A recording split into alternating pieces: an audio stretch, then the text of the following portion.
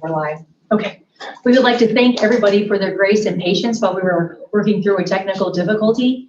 And Mr. Stefanik, I believe you had an answer to our consent agenda and our two additions to the agenda. So go ahead with that. Yes, the answer I said that I found was that either way is preferable, or either way is acceptable. Okay. And so we could address the revised agenda as one vote, and then the revised pieces get added to the full agenda.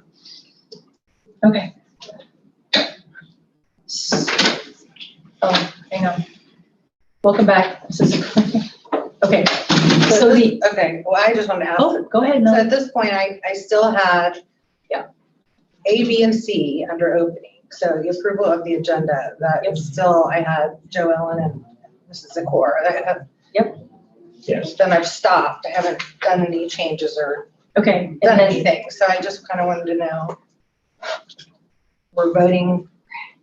Mrs. Heatherly made an agenda change and Mr. Patrick made an agenda change. Do you remember what those were? We didn't go through those again. Mrs. Heatherly added an item and Mr. Patrick added an item. And so what Mr. Stefanik just reported back was we can vote on the original approval because we already have motions and seconds for all three things, or we can vote on all of them individually. Okay. So I'm actually Go ahead. editing the item Okay. that you're asked. So you added something to old business So Mr. Patrick, or no? where did we end up putting your assignment? C under number 9, which is new business. Thank you. And you've already made these changes? Well, we're going to vote. They're We have a motion and a suggested, and second. then we'll vote on the new agenda once the suggested items are. Right. So we need you to add them on there. Right. So we have 9. Well, We have 9C. And then Mrs. Heatherly's is going to be an executive session.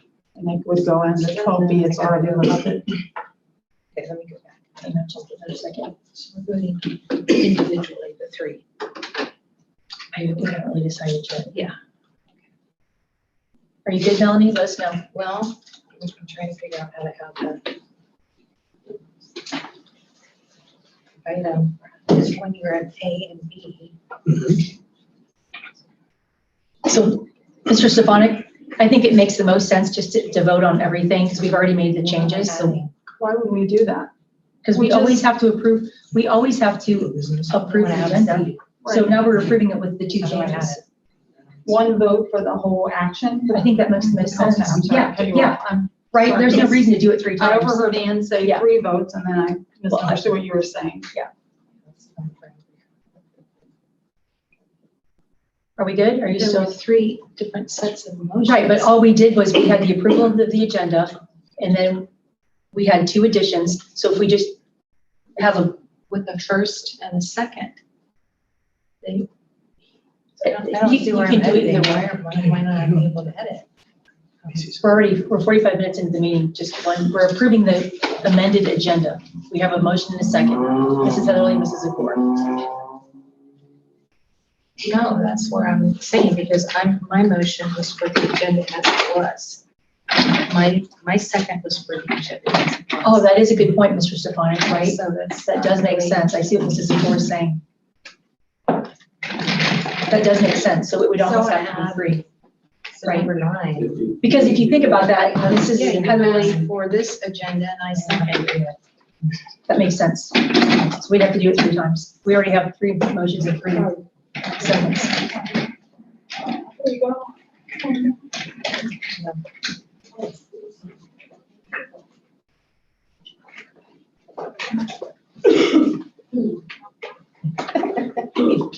I can make changes to it. There's another nice one over here in this corner.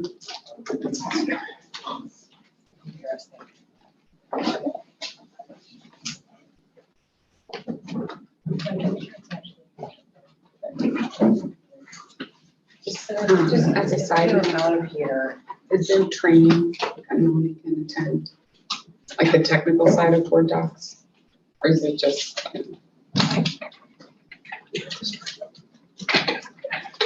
Oops, Daisy. Coming through. Do you have any more shares, Minnie? No, go ahead. Oh, we have enough? Mhm. Okay. Put that one right back there.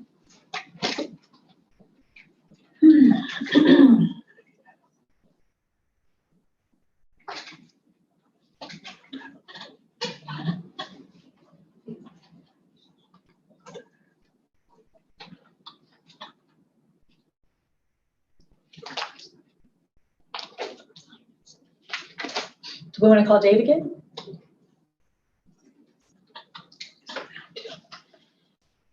Was he home? So, I mean, hopefully we're not intruding on his, hopefully he'll take our call. See where I can move things and edit the current. Davis Melanie. So I'm trying to add, I'm under number 9, new business, letter, a new item, and I don't know how to do that.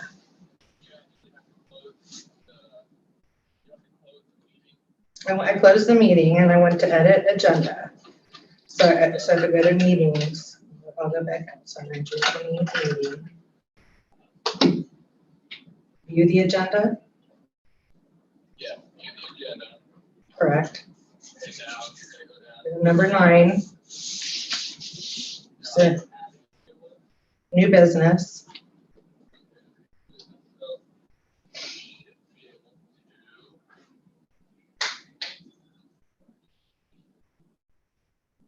I'm so sorry, this is happening.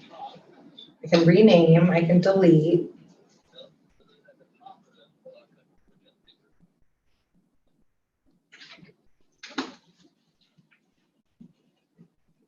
New category.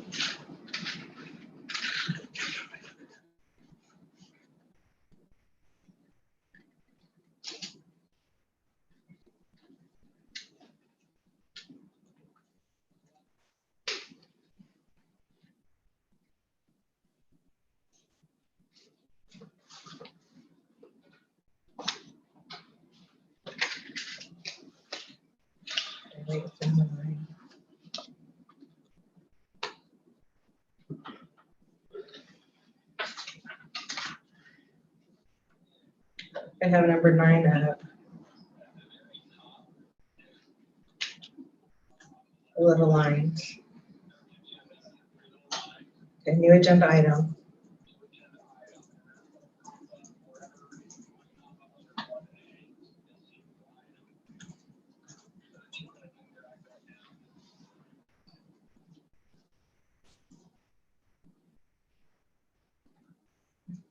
Hmm.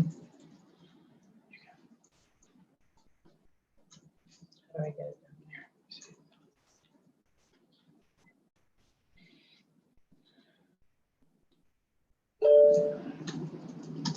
I'm dragging, it goes to number 4. Oh, then you gotta keep dragging.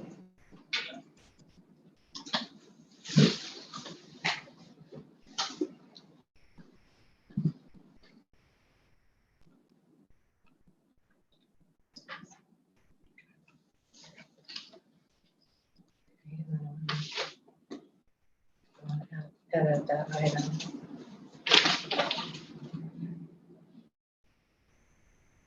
Okay. Thanks. I'll let you go. Okay, have your phone here. Bye. Okay. So I'm in number 9. Got a new agenda item. Okay. And this is something we'll take action on.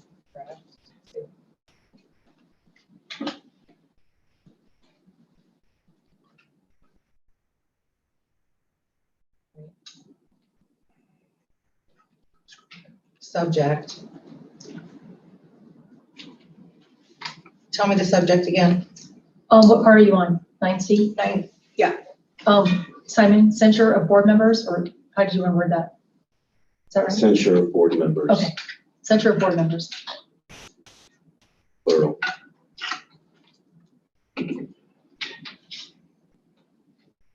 Access. Government.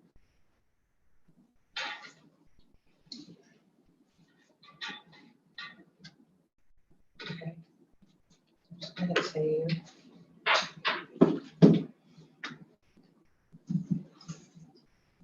Okay, We good? so I've got 9C added. Okay, great. All right. So getting back to the original, we have an approval of the original agenda, which I believe was Mrs. Heatherly and Mrs. Zakor. We already have a motion and a second, so we need to vote on that. Why can't we just make one vote acknowledging the amended agenda? Well, Approve the agenda with the amendments. Okay, and we have 9C, so we have one item added. Do we go ahead and add other items and then? no, it's vote? already, No. it's already in executive session, so I can do it either way. It's really 6, 1 half dozen the other. And do you have a preference? Yeah, I think we should vote on the first one, her first, my second, Okay, so now I'm gonna go back. and then go back to it. And then because Mrs. Heatherly's and then Mr. Patrick's? that also, yeah, that also Okay. allows, who starts with the discussion, so. Okay, I mean, really, it's 6, 1 half dozen the other, so I think that just for the sake of time, we should Yeah, just have one one time. vote and, that's kind of where I am. because we're already at 7:00. Right, so we're basically, right now, we have a motion and a second for the amended agenda. Yes. Well, okay. So can I get a motion and a second for the amended agenda with the addition, thank you, with the additions of Mrs. Heatherly and Mr. Patrick's items? I'll move. I'll second. So moved by Mrs. Heatherly and seconded by Mrs. Dahl. Is there any further discussion before we vote on the amended agenda? So what is it again that we're voting on? And this is the first vote only, and We're voting on the amended agenda, Mrs. Zakor, with the, started the other, okay. with the addition, Just one vote. yeah, with the additions of Mrs. Heatherly and Mr. Patrick's amendments. Under old business, new business. Mhm. One is 9C and one is executive session. Okay. Okay, so So I've got the call for the roll, Melanie. motion. Motion and Heatherly, second. Heatherly, yes. Dahl seconded. Okay. Heatherly, Yes. Dahl, Yes. President Dunaway, Yes. Simon Patry, Yes. Vice President Zakor. Yes. Okay, motion carries. Item 2, committee reports. Attached is the bullying report semi-annual from Miami Valley CTC and their minutes. Looking for a motion in a second? We don't do motion in a second on that, do we? Yeah, We just okay. acknowledge. Yeah, it's already been an hour, so my brain is fried. Okay, so there we go. Moving on to superintendent comments. I'll turn that over to you, Mr. Stefanik, 3A. Okay. We have a couple of staff members that you approved at the last meeting, and so we'd like to introduce them very quickly to you. And we have one that's on tonight's agenda. We'll introduce her to you as well. And so exciting to have you folks here.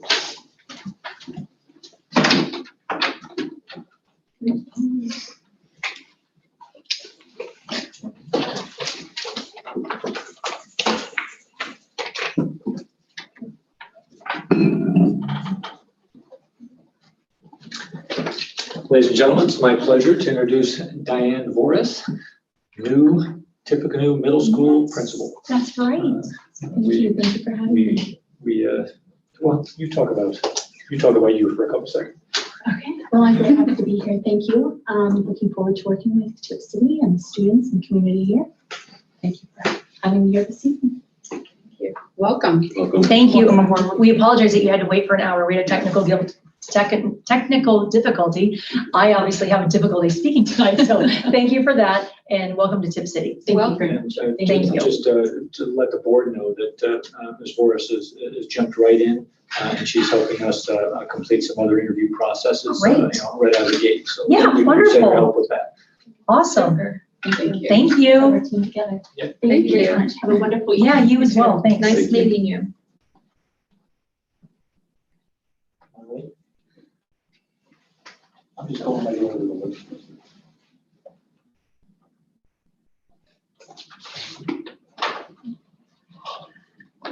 Hello. Hi.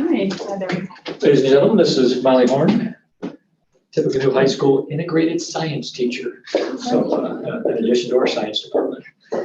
Molly, would you like to say anything to the group? Sure, I'll just say it's really nice to meet you. Very happy to be here. My family and I moved to Tipp last May, and we really love living here. And I'm so excited to be able to teach in the same place that I raised my kids. And yeah, so very happy to be here. Wonderful. Thank you. Thank you. Welcome. Kelly?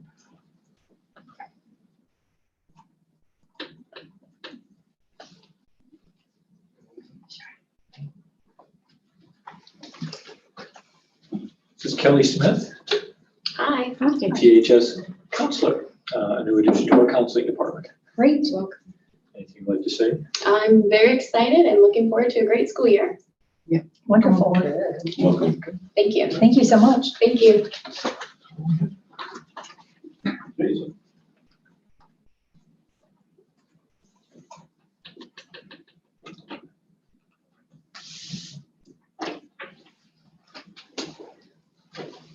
This is Jason Clendenny, another addition to our science department, biology and life science. Jason will be taking over.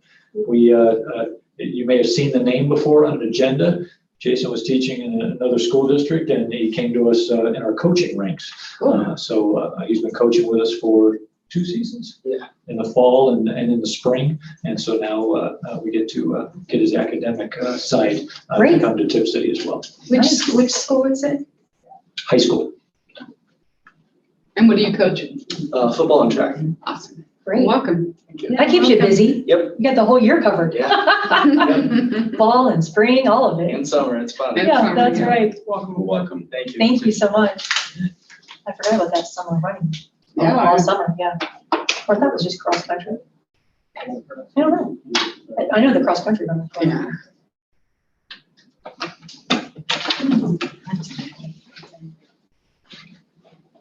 This is Dara Hardiman.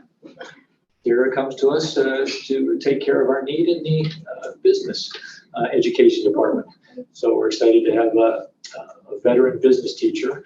We were sad when we lost our business teacher, and so to find somebody that's been in that world and can bring her skills to us is a pleasure. Welcome aboard. Thanks. Welcome. Glad you're here. Yeah. I'm excited. 9 years of teaching in a school and 25 years plus in the workplace, with experience in television and opening stores and managing Main Street programs and grant writing. And Wow. I'm excited to maybe get some Business Professionals of America organization started here and get some kids ready to be effective citizens out of Tipp City schools. That's fantastic. Awesome. Thanks for having time to meet us all. I appreciate it. Thank you so much. Thank you. No problem. That's awesome. Good. I've never heard of person. She was at a TV station. So fun stuff. Yes, Does that wrap up personnel? that wraps up personnel. Okay, great. Moving Great on. job. Moving on to your facilities update. Okay. Mr. Patrick, at any point, if you want to help with this too, you can chime in. Just give you a couple of updates. We had some situations that caused some concern towards the end of the school year. And so I'd like to address those. We have a type of floor in the Broadway gymnasium that does have mercury in it. We get tested every year for mercury and asbestos to make sure that the floors are intact and that those items are contained. And so we have a report dated July 1st, 2020. So that was our report from last summer. And we'll get another assessment this year, to take care of that and hopefully calm, some anxiety about that, mercury in the floor. We had a spot that was detected near a window that was reported as a potential mold. We did have it checked out by an environmental agency. They did come out and they did say that their testing strip came back and it said that there was some evidence of mold around the windows areas. So we checked. There's only visible spots in 2 classrooms, I believe, but we have the same kind of padding, insulation, whatever you want to call it, around the windows in 10 classrooms. And so to make sure that there wasn't a water leak at some point that we didn't know about that is in that material, we're going to have all the windows in those 10 rooms remediated. So all the materials are coming off. They're going to treat it with microbial solutions to get rid of all the issues. And then when they're finished at the end of this week, they'll retest the areas to make sure that the process was effective.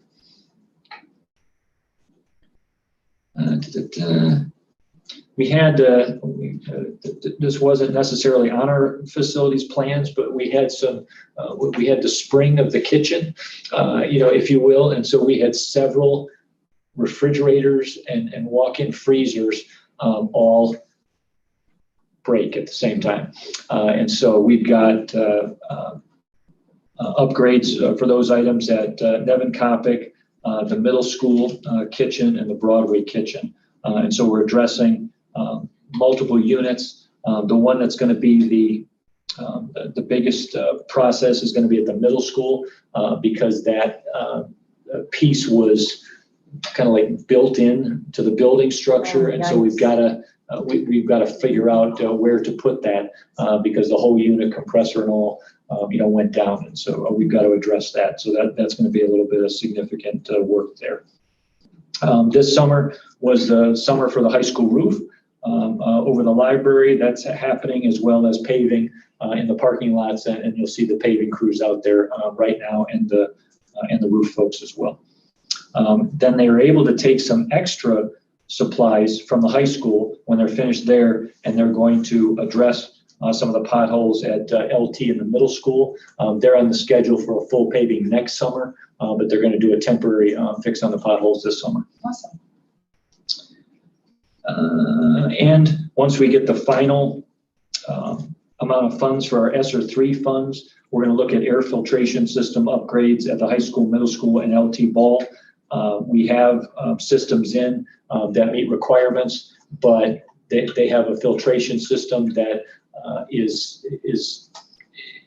not as easily supported as some of the newer systems. And so if we get some federal funds to help us with air filtration, we'll upgrade those systems at those 3 buildings. Anyone to add to that, Mr. Patrick? I do. So the pictures that I saw from, and I want to thank the community for sending those to us so we can take action immediately. At the Broadway, a lot of it looks like invasive, like it's covered with mold. A lot of that discoloration comes from the adhesives and things changing color over the years. There was absolutely a spot there that was mold, and just want to thank Ms. Hagan for her great work on this and being proactive. She's addressing all the 10 classrooms where this could be a problem, which was stemming from an old issue that we fixed on the outside a few years ago that didn't know about the potential water intrusion that had occurred up to that point. Luckily, a lot of that board and things that were sealing it appeared to have contained it. And the reason we believe it contained it is because that every 2 times a year, we actually have environmental doctors that come into the schools to check for mold, indoor contaminants, biological particulates, things of that nature, including radon. That's something that Mr. Pfizer had put in, Pfister had put in 2018. So we have some pretty good data saying that we didn't have at least an issue of it being airborne until it was uncovered. Now we're addressing that issue. I want to just commend Ms. Hagan as well on the Nevin Coppic and Broadway kitchen replacements. She was very wise in the way she was selecting those and taking things that can be moved. So depending on results of the structural integrity study, then she can move them out to the next facility so we don't have to buy new ones, which is real sharp, but will address our needs. And they're all Hobart, which will last forever. So she did a great job with that. The other thing I'd say is that I want to thank her and Mr. Stefanik and the committee for all their work they're putting into the facilities. The structural engineer is still needing to go to Broadway and Nevin Coppic, as well as the bus garage to evaluate the structural integrity concerns there. They got rained out on the previous date, but I think it was this week that they were coming, or at the end of last week. At the end of last week, yeah, they came and they were on site last Thursday. So we hopefully will get a report back from them. And again, thank you for Ms. Hagan for taking time to meet with me. I was unable to make the meeting where a lot of this was discussed initially because it was scheduled before I could review this calendar. Nobody had a chance to review their calendar. It was just either go or don't go. And she took the time to come with me. So thanks again. Oh, the one thing on the filtration system, that right now we are required by law to use the MERV 13 filters, which means that they're real hard on systems. They make them overheat. It's going to reduce the use of life. So what Ms. Hagan and her team, which is excellent, has done is take advantage of the ESSER funds to look into alternate system that would then allow us to remove that MERV 13 filter and still comply with state requirements. And so congratulations on her and being thinking ahead for issues that those could create. Item C, Summer Academy update. Yes, we are in the finishing stages of our summer academy. We had 181 students in grades K through 8 and 22 staff members participating in the summer enrichment activities. We're excited that we actually had $15,680 in grant funds, for the program. We got $4,060 from the Tipp Educational Endowment and $11,620 from Monroe Township. And so we had a lot of hands-on, STEM activities that were purchased with those funds, and we appreciate those two groups helping us out with our summer enrichment. We had teacher-created activities. We're using iReady. We're going to do a post-assessment this week to determine growth during the program to see how the gaps were closed. And then we had supplemental program, again, as part of those grant funds with grade level standards through Bruckner and Boonshoft. Some examples were wildlife encounters, robotics, genetics, motion, and magnetism. We had daily lunch through a partnership with the Lunch on Us program, and it was exciting how we were able to get the lunches and pass those out to students that were getting, they were getting picked up by the bus and taken home from school. And so we kind of merged together the lunch on the go and passed it out to students as they were riding the buses. And we had 60 students transported daily on 2 different bus routes. And so I was given the pleasure of riding one of the bus routes. And so I saw how it made its way through a bunch of different neighborhoods, and we dropped students off, and it was door to door. So that was nice that we were able to get the students right back to their homes and safely at their houses at for school each day. Well done. Thank you. And the last piece, just like MVCTC, we had a second semester bullying report as well, and so the chart's attached there. Thank you. Thank you. Okay, great. So moving on to 4A, which is citizen comments. And we would just like to thank everybody for patiently waiting, an hour with our technical difficulty. And we will start with Jackie Wall. Oh, and I will just say, there's 8 citizen comments. So Melanie, do you know how to keep the time, or do you want one of the board members to keep the time? Because they each get 3 minutes and 3.5 minutes. Because 30 minutes divided by 8. Dave usually puts a clock up there, or we can do it. Just let us know what you want to do. Hang on one second, Jackie. We're working through this for the first time.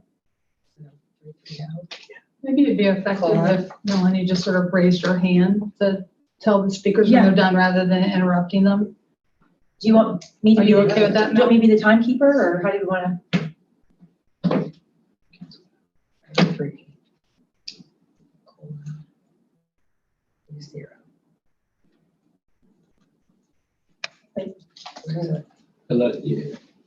I can do Brad, 3.5 you know what? minutes. Brad, let's take care of board docs. What I can do is I can do the time. Yeah, we can do 3.5 minutes, and we'll just kind of raise our hand, like when you've got like 15 seconds left, if that's okay. It's not good keep. Oh, okay, even better. You have a 3-minute fixed thing, but not a 3-minute, so. Okay. I apologize. You know who I am? I think I remember your face. Amy, Mom. Okay, so Mr. Stein, are you the official Here's the 3.5 time, Kim. 3.5 minutes per 3.5. person? Okay.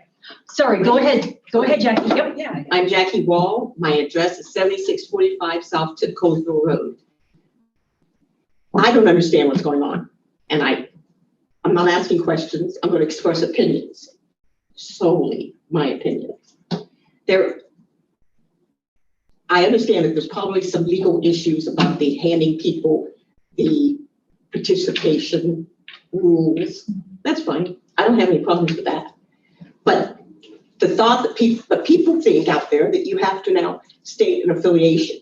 And part of that is because a meeting or two ago, when there was a fellow citizen standing here talking to you, someone said, oh, he signed the petition. You're affiliated with Concerned Citizens. I signed the petition, and I am not affiliated with Concerned Citizens. I don't know who they are. I don't care to know who they are. I don't know anything about them. Why I signed that petition was because I agreed with the petition. And that's why over 450 of us did. And there are names, I don't know if recently, but last I heard there were still names coming in.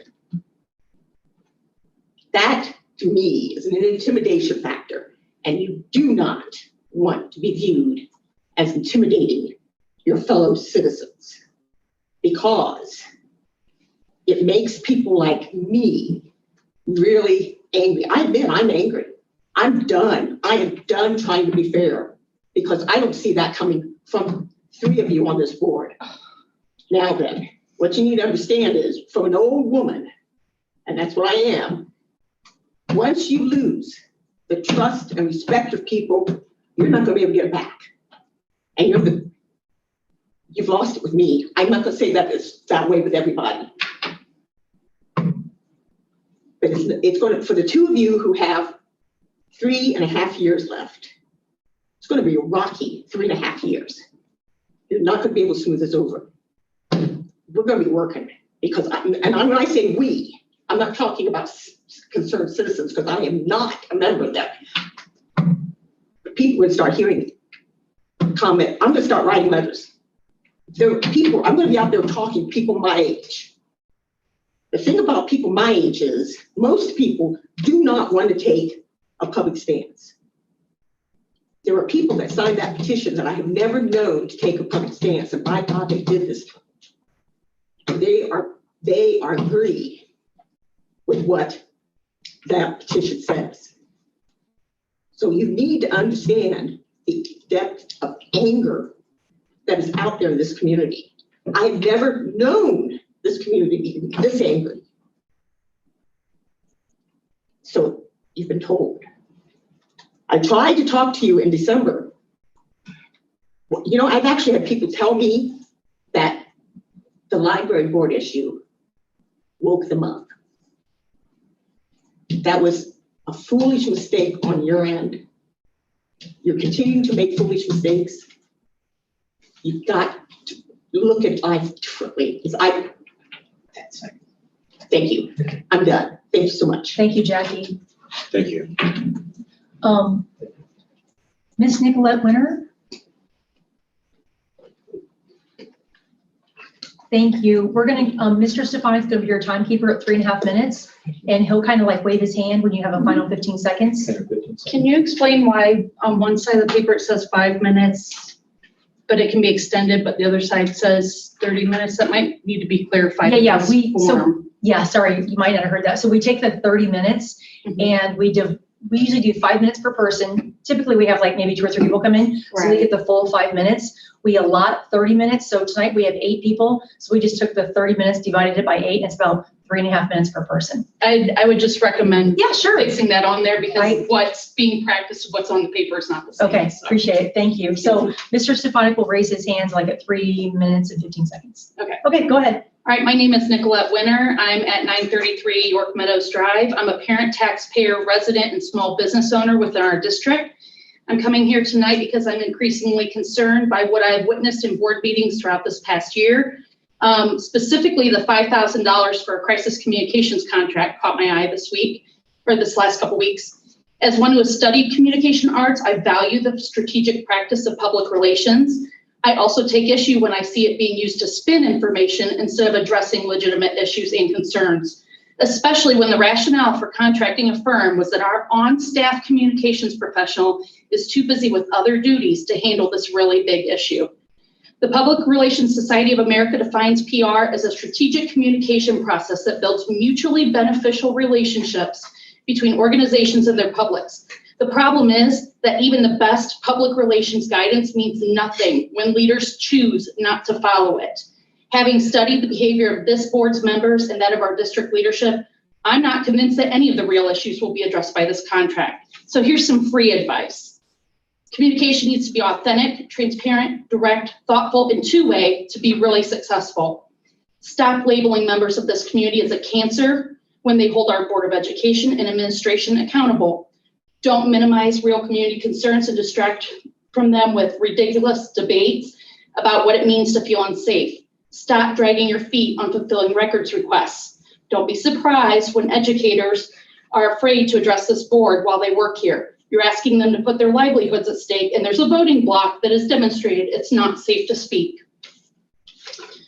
I'm going to skip ahead a little bit here. As any good human resources director would tell you, it is not okay to not do exit interviews. We are not collecting key data points because of that. That would help with our turnover rates. Instead of wasting tax dollars on spinning bad behavior to make it appear more positive, focus on the real problem of staff retention.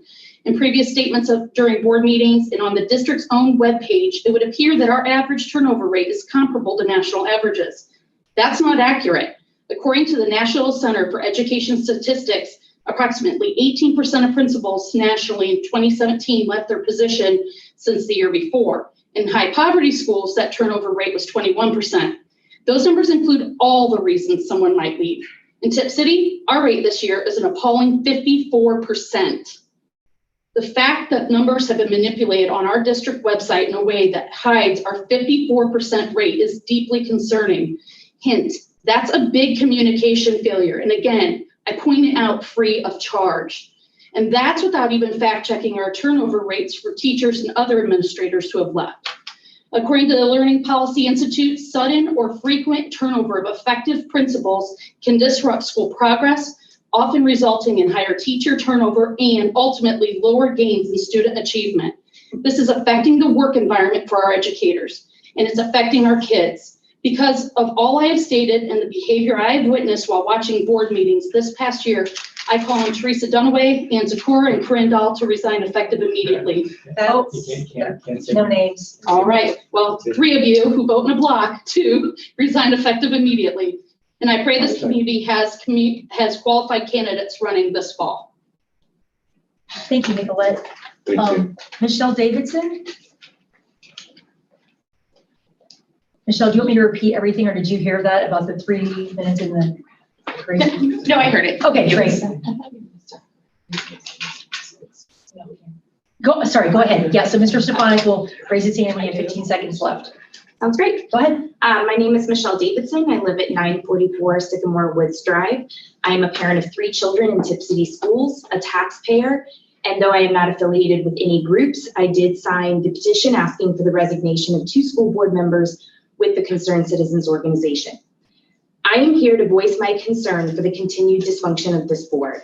Your performance this past year has been disheartening, baffling, and leaves me very worried about the status of our schools. It should worry and convict each of you that as a parent and taxpayer in this community, I have no trust in the decisions that are made in this room.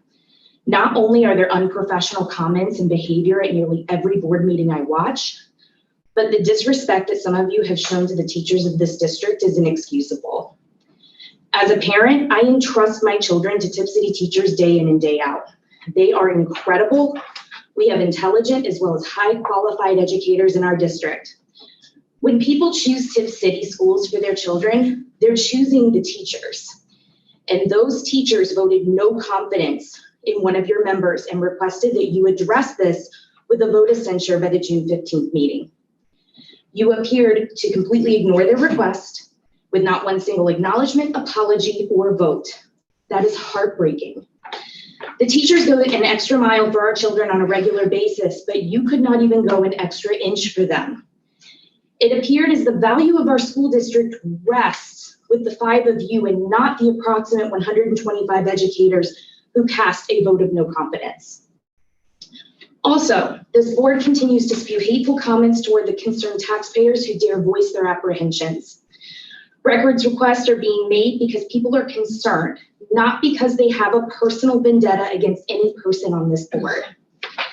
The high and mighty attitude of some of your members demonstrates how out of touch you are with this district. This is not a small group of angry people. This is a large group of concerned citizens who want the values of this school district preserved. Teachers and administrators are leaving. Amazing families are leaving. And this board continually chalks it up to the community as small-minded or misinformed. I ask that you take some time to humble yourselves and realize that you are public servants. This despicable, unprofessional behavior has gone on too long. Put aside your personal agendas and start working for our children. Choose to be a part of the solution. Without a change in your behavior, accountability, and fostering a culture of trust, our town loses, but most importantly, our children lose. Thank you. Thank you. Okay, next we have Don Watson.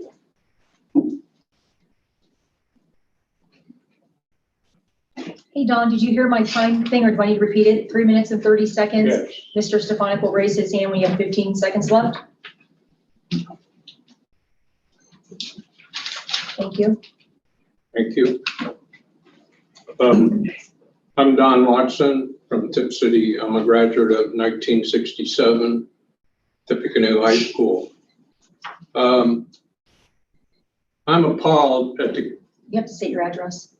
335 West State Route 571, Tipp City, Ohio. Thank you. I am appalled at the 522 people who are voicing their opinion but have no proof of what they say. I wonder where the written document proof is. If we can spend $5,000 for communication, let's have $5,000 spent on investigation of these accusations. If you do not have written proof or taped proof, you have to have accusations proved. So I'm asking that the board hire investigation for 522 people, taxpayers, yes, but the Board of Elections says there's still in Monroe and Tipp City, there's 9,396 voters that have not voiced their opinion with the 522. So numbers do count. Again, I was appalled when I left the April meeting with the group out front, and one of the ladies, I don't know what she was trying to prove, she asked me, why would I read scripture? Well, scripture is the basis of all truth, and I have spoken to this board about truth. I will read Hebrews 4:12, which tells us the power of scripture. For the word of God is living and powerful and sharper than any two-edged sword, piercing even to the division of soul and spirit and the joints and marrow, and is discerner of thoughts and interests of the heart.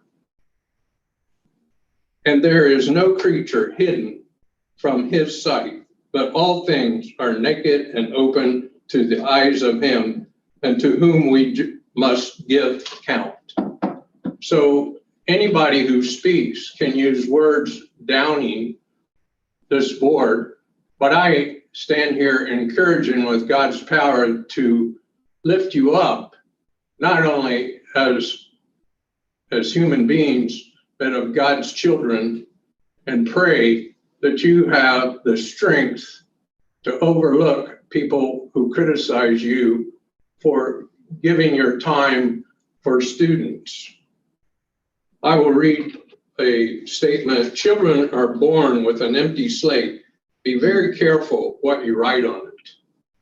This has very much truth to it, and I would encourage people not to bring their children to hold signs out front that will be with them for the rest of their life.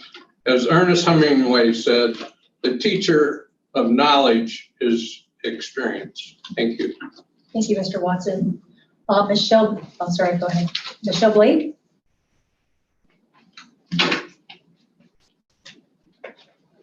Thank you, Michelle. Mr. Stefanik will give you like a hands up, 15 seconds left. Okay. Go ahead, Thank thanks. you. Excuse me. Hi, I'm Michelle Blake. I live at 957 York Meadows Drive. I am not a member of a group. I am not a cancer. I am not insidious. I am a taxpayer, a volunteer, a member of the community, a parent, and I'm worried about the number of administrators and good teachers leaving our district.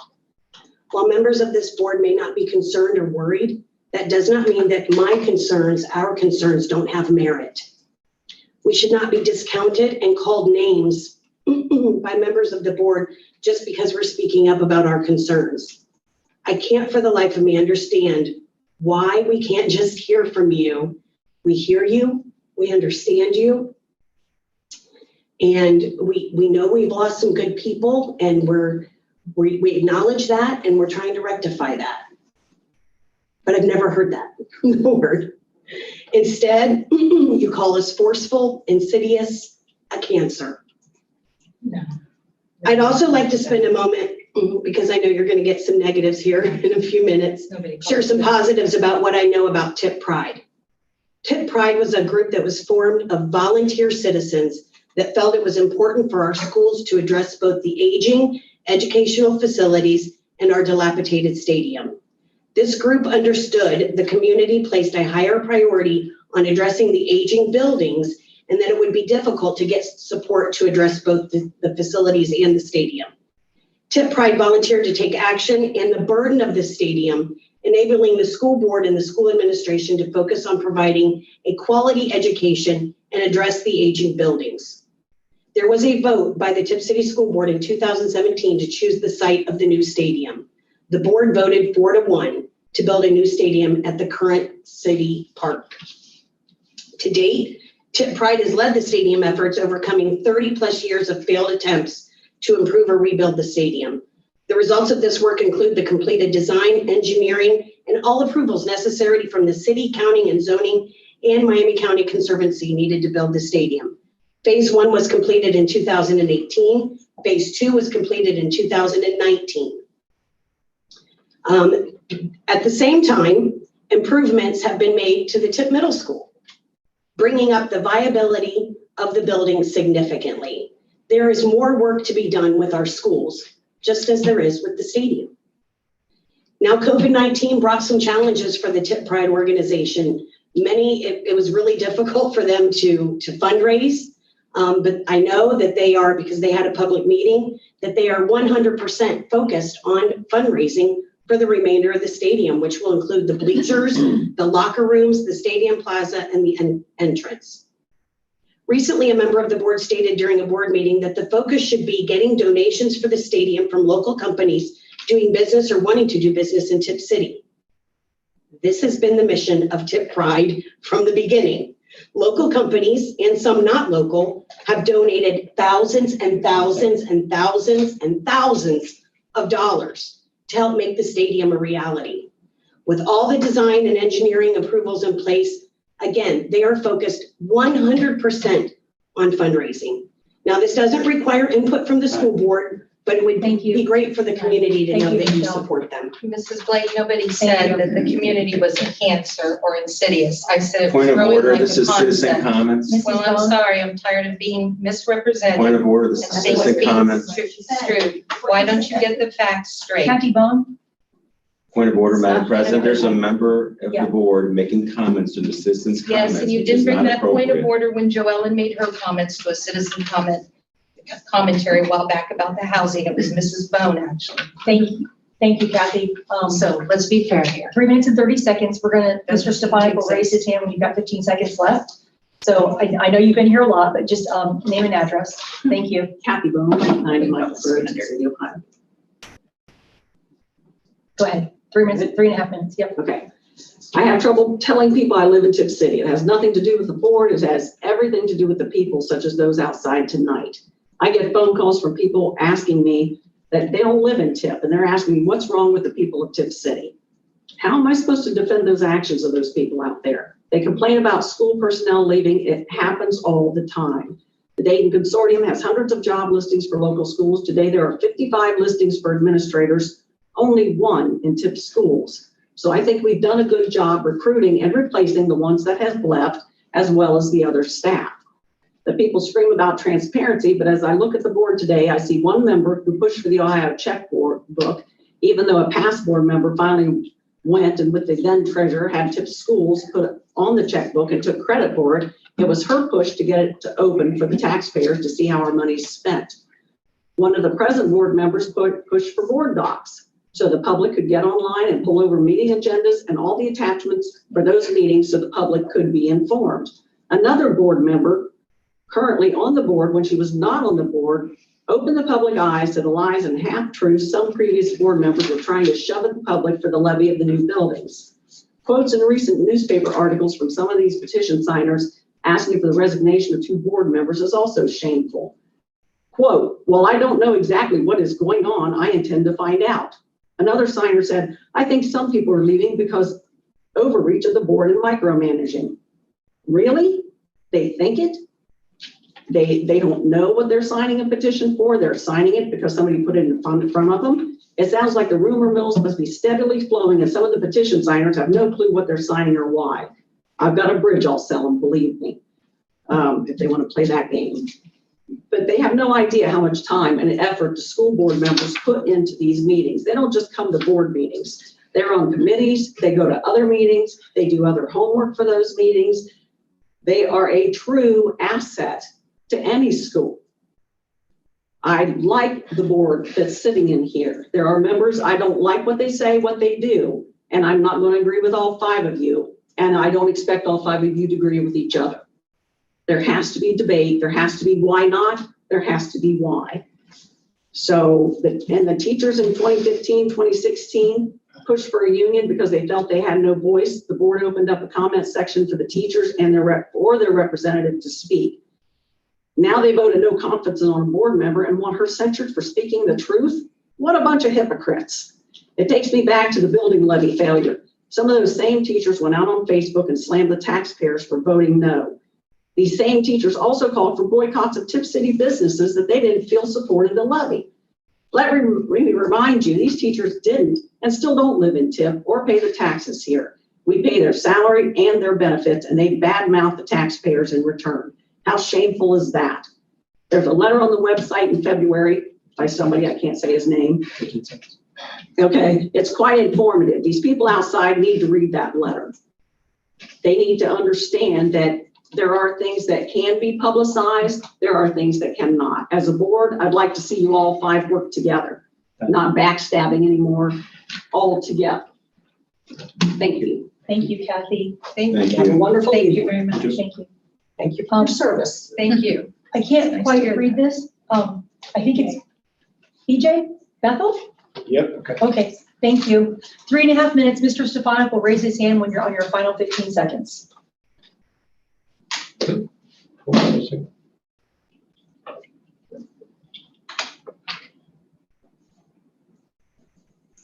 All right, just want to make sure. Yeah. My name is BJ Bethel. I'm a Tipp City citizen. I have 2 students, children of students of the school board, or it's not school board, but the school district. Have to say I'm glad I didn't vote for the petition because I don't want to get investigated by anybody in case that's where we're moving with things here. But anyway. Real quick, I'm sorry, can you just state your address? I forgot. It's 3785 Cassandra Drive in Woodlawn. Thank you. Go ahead, sorry. Anyway, I'm a journalist for a living. Work for the Bay Daily News, Channel 7, Channel 2 as a digital enterprise reporter, investigative reporter. Also worked at the Sydney Morning Herald in Australia. I've been a researcher with PBS's Frontline documentary series. I've been published in the Washington Post and Chicago Tribune. A couple of weeks ago, I spoke to a friend of mine who's a television journalist in Dayton, someone you might recognize or know. As these discussions go, he asked where I was from. Usually I'm a Miami County guy in the newsroom.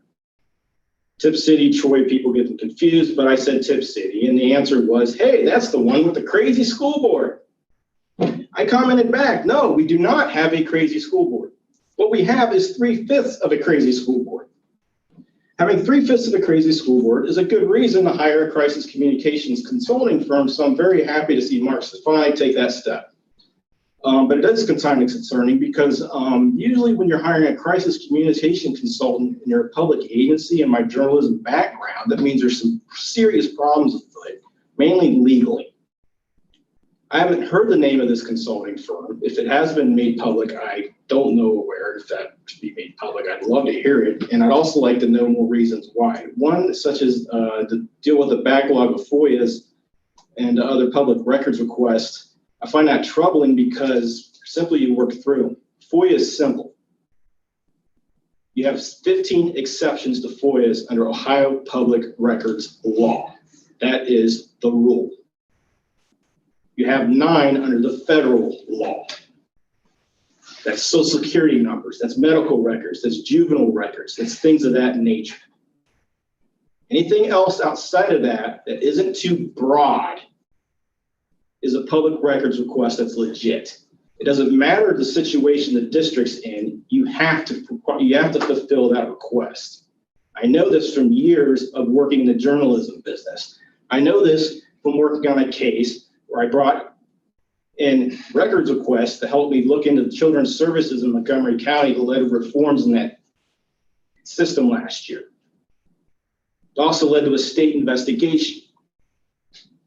I'm a blank slate in this town. My wife worked at Springmead for 10 years. She spent the last year of it in the COVID isolation unit watching people die every day.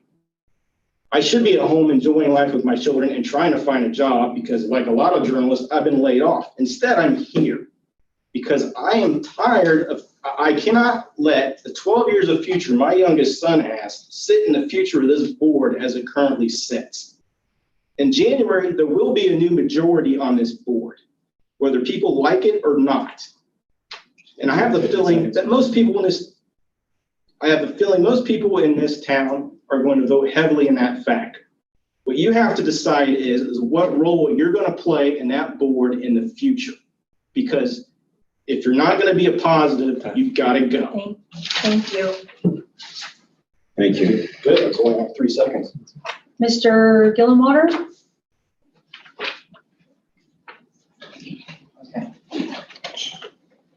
Hey, thank you. Good to meet you, Fred. Oh, Mark. Yeah, it's good to put a face with a voice.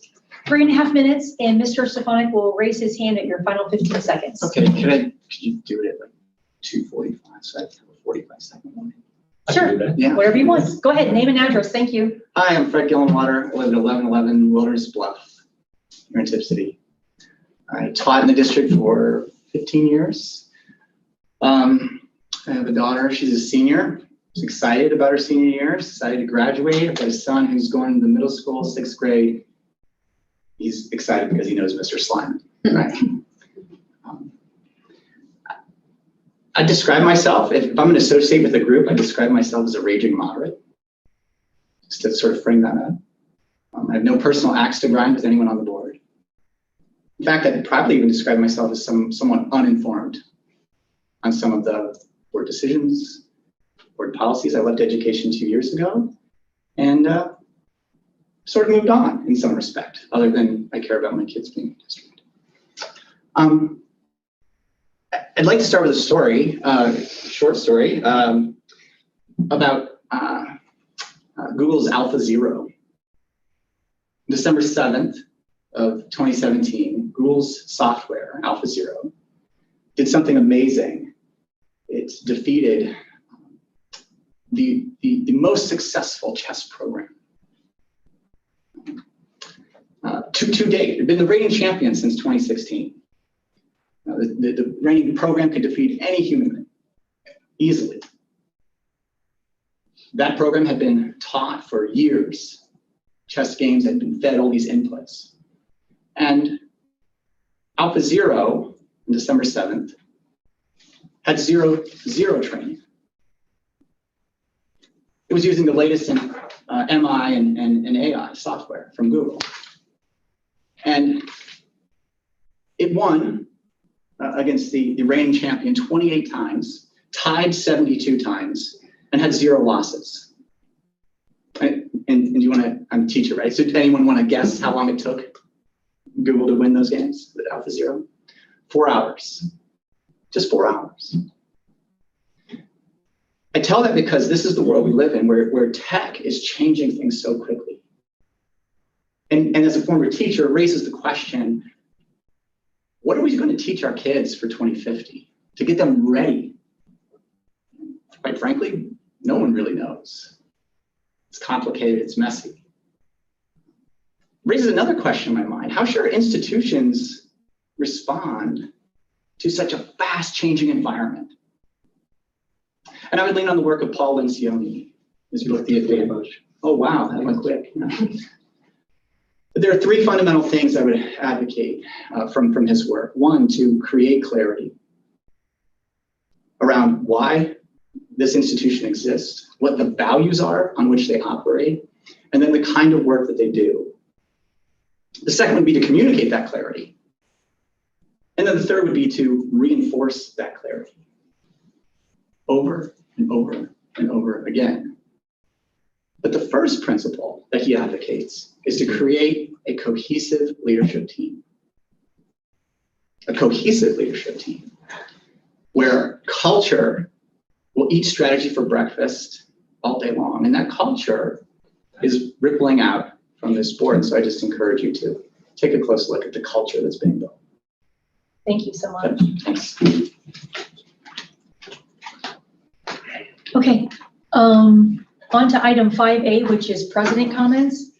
And I would like to thank everyone who came in tonight, not just those who commented, but those who waited outside. It was hot. Our newly hired staff who waited, and we appreciate everybody working through that technical, why can't I say that word, like technical glitch with us. So thank you for that. Melanie, you're up. Treasurer's report, 6A. I'll make a motion that we approve the treasurer report. Second? I'll second. Motion by Mrs. Heatherly, second by Mrs. Dunaway.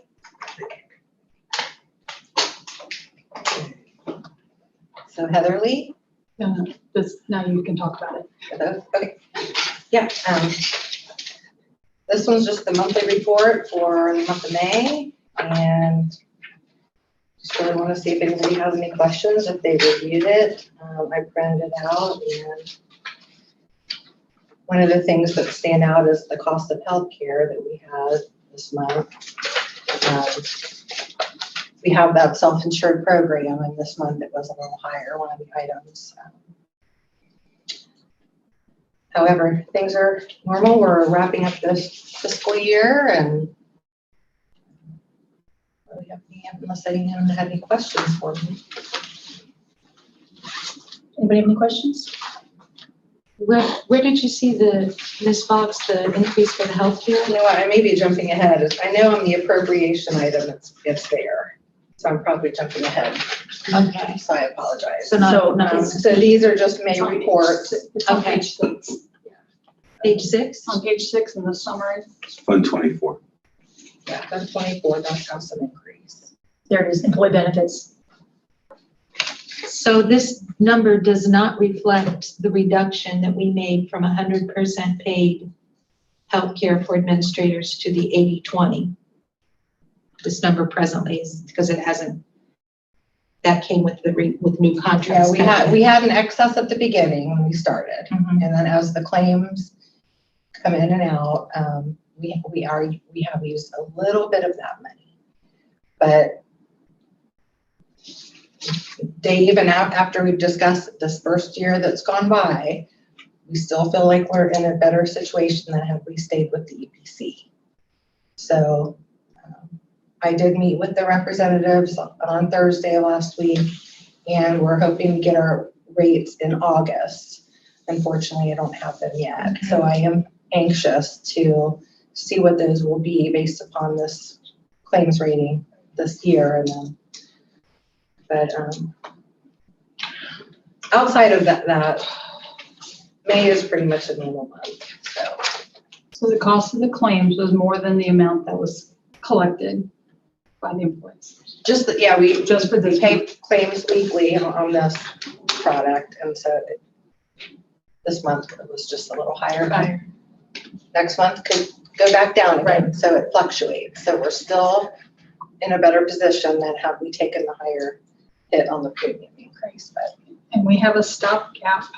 I think that's what it's called. Maybe it's called something else. You're right. It's stopgap. For that kind of circumstance, when we hit maybe the out-of-pocket maximum for that. I don't know which claims. I don't want to know what the claims were, but just want to make it clear that we plan for this when it happens. Right. Yes. Okay. Just to clarify, Mrs. McCourt's statement, yes, next school year is when We'll start realizing that savings a little more. Yes. And I just wanted to bring that point out because obviously we hear a lot of citizen comments coming in here, and I feel that I'm very proud of the accomplishments I've made. I get a lot of thanks to people who actually understand what we've done. I get a lot of criticism though from people who are just not really what I think hearing what we've done.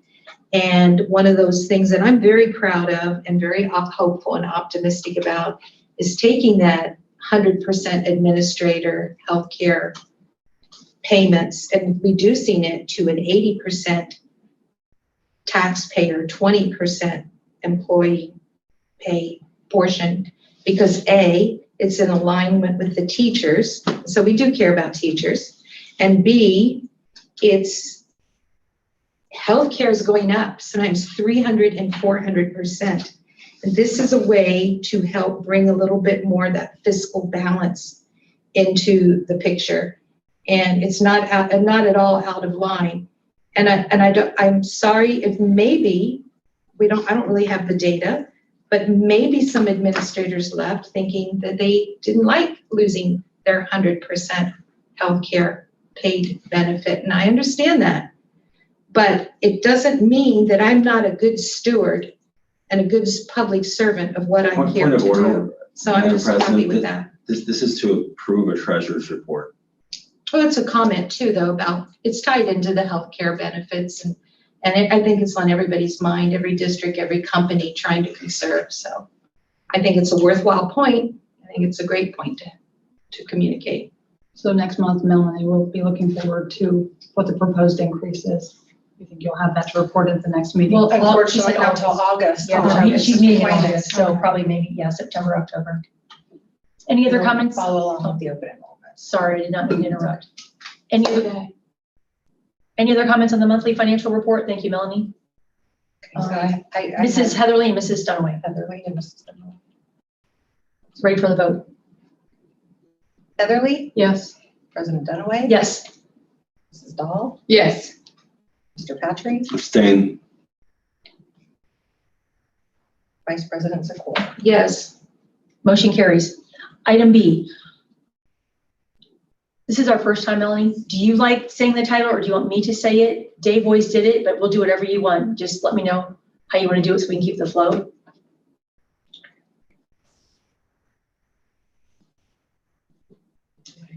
We're on item B. Go forward. Oh, maybe do you have to have motion carries or does it do it automatic? Usually it calculates it itself.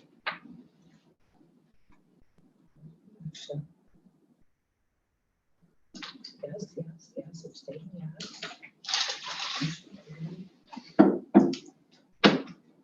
Oh, did your internet, sometimes our internet kicks off. If you're on a Chromebook, sometimes my internet will kick off and you have to redo it. It's not like a strong signal. Okay. Okay. Yeah, that's fine.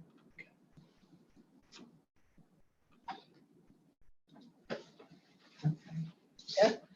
I'm looking for a motion for approval of the purchase order certification then and now.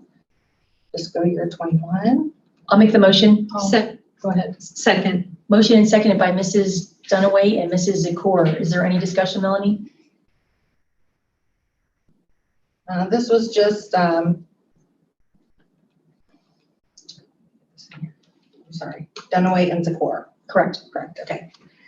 The yearbooks that they did a purchase order, and it was after we had the invoice in, after they knew the total amount of yearbooks that were sold. And this was several months ago before I was here, so. Gotcha. But actually May, so it was, they were gathering the yearbooks and I just didn't have the invoice in, so. Okay. See on this one. Ready for the vote? Dunaway, Yes. Zakor, Yes. Dahl, Yes. Heatherly, Yes. Patrick. Yes. Motion carries.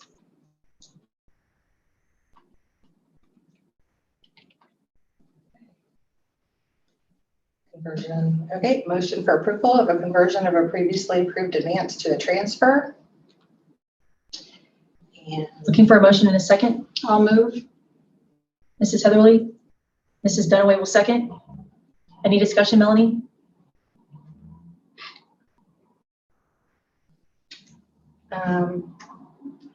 This one was for LT Ball.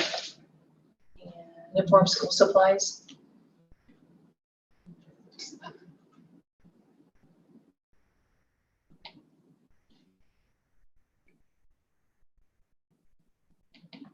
Yeah, they just didn't have enough funds to cover. So that was all that was just to cover the supplies that were Okay. not collected by the fees. Okay, Okay, well, I'm not sure I heard that. They didn't finish collecting the fees and so they. Yeah, they just paid for didn't the have supplies. enough to cover the cost. Okay, so this isn't a planning issue, this is more of a timing issue? If my memory serves me correctly, we were anticipating, I think, maybe having this issue as a result of COVID and lower income to those departments. Am I off on that, Mr. Stefanik? Is that part of that? Yeah, in some departments, there were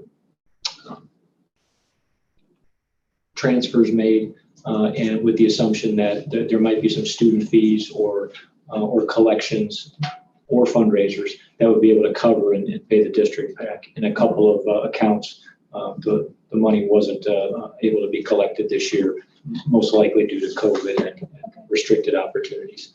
And so instead of it being like a loan from the district, it is now a complete transfer, to that fund. Gotcha. Without the expectation of it being paid back to the general fund. Yes. okay, we have our motion in a second. Melanie, anything else? We're ready for the vote. Okay, so I have Dunaway. It was, I think it was Heatherly, was it Heatherly? Heatherly Dunaway?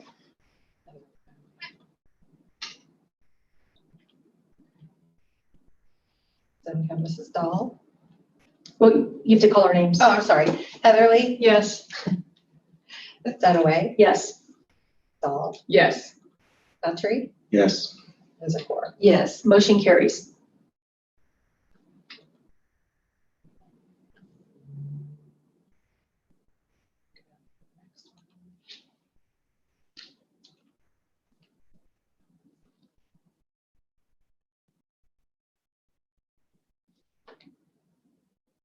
Okay. So I'm looking for a motion for approval for a transfer and advances. I'll make the This one. motion. I'll second. Mrs. Dunaway and Mrs. Dahl, is there any discussion, Melanie? This would be for our federal grants. And at the end of the fiscal year, by June 30th, if the accounts go negative, then we have to advance from the general fund. So we do still request the money in, it just won't hit by June 30th. So we go ahead and to close out, we advance that. And then as soon as the money arises, we put it back in to the accounts for the federal grant, so. There's no dollar amount on this, so is this just, I don't have a dollar amount. Yeah, it's just a procedure that Okay, Dave and I discussed it, and we are going to request those grants okay, directly, well, on the 30th, pretty much, so it's just after the board meeting. But gotcha. we So get to that we'll see it end of July. business, end of fiscal year, then yeah, you'll see it. Okay. You'll see that come in. So we'll do the transfer prior to the end of the fiscal year, and then the funds will come in then in July, so.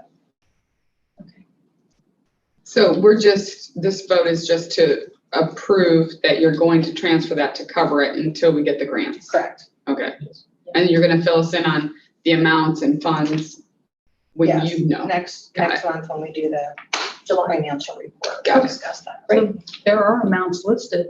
I don't have it on mine. I don't either. I recommended action. No. That's weird. Advance 50,000 Mm-mm. to 001 general.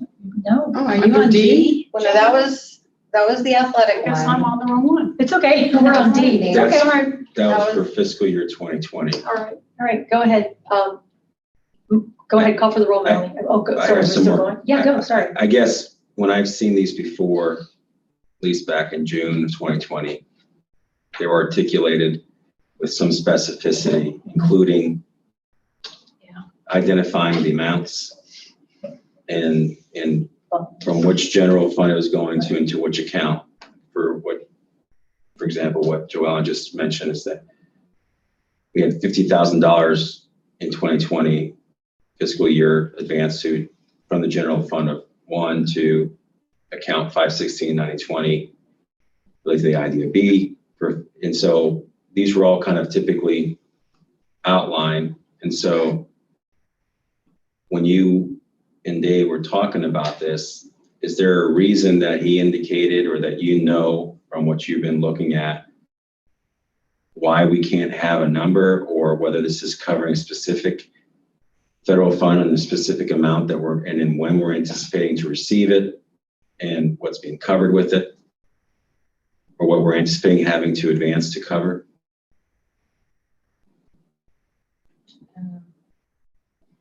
I know usually we'll run those at the very end of the month. And which is the reason I don't have the exact figures. We requested those cash requests last month, and without looking right at the figures for the total federal grants, I can't say exactly how much it is without producing that information out of the report, which is out of the grant system, and seeing those accounts go negative. Trying to see. General fund report on, I don't know if I have the total amount.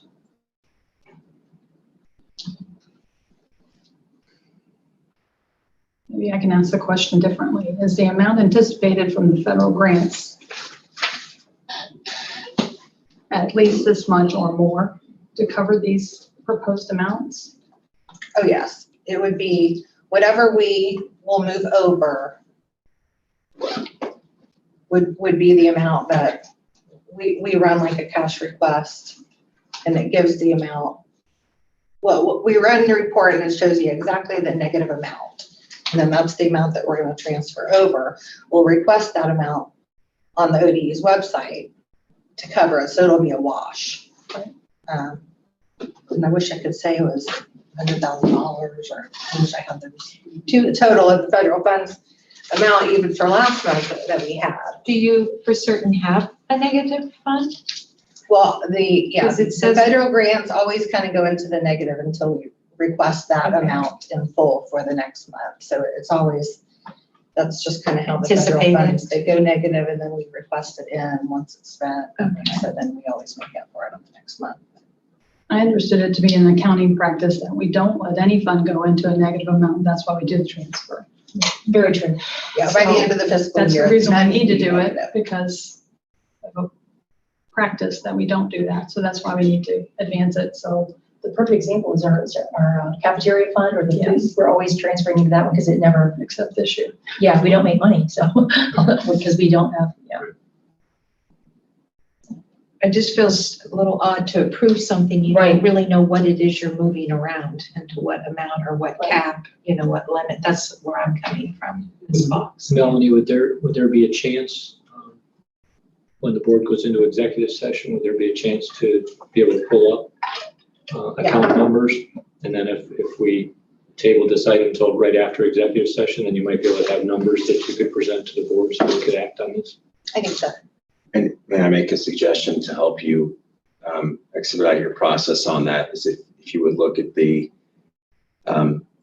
June 25th, 2018 regular meeting, Treasurer's Report 7D, as well as the June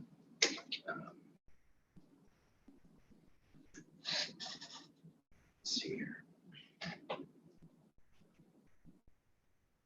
I'm sorry, Simon, what was the first date? 20- June 2020? June 2018. All right, I'm sorry. I said 2017. June 25, 2018. And that was item 7D. D, you said D. I would also look at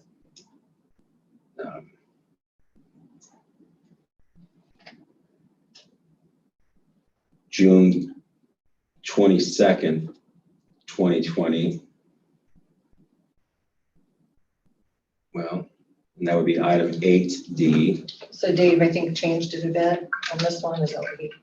But I don't know. I think, Without looking at the verbiage. well, when I'm looking at those, I'm seeing a lot of things that I think relate to some funds that we get from Title 4A, Title 1, Title 2.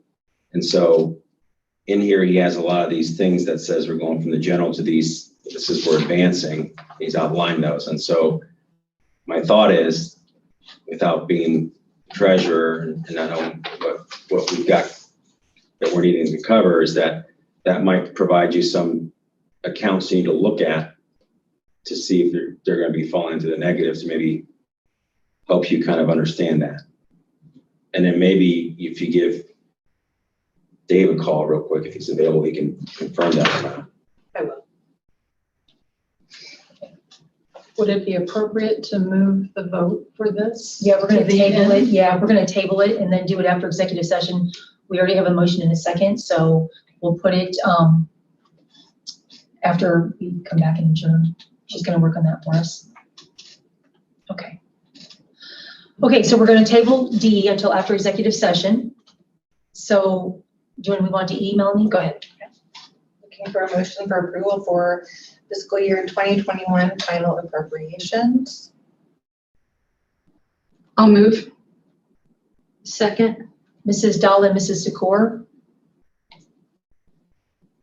Melanie, if there's any discussion, go ahead.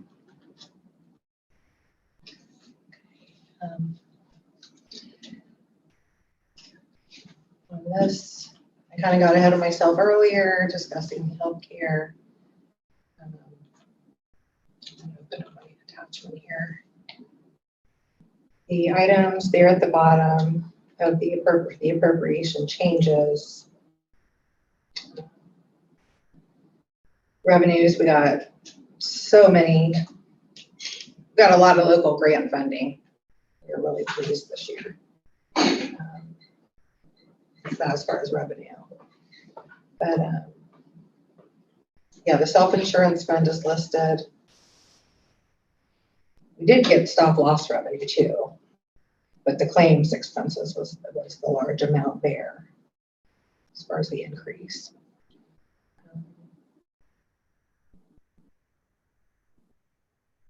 Out of curiosity, I'm sorry, go ahead. Go ahead, that's your question. Would this appropriation not include the advances we would theoretically approve? Yeah, well,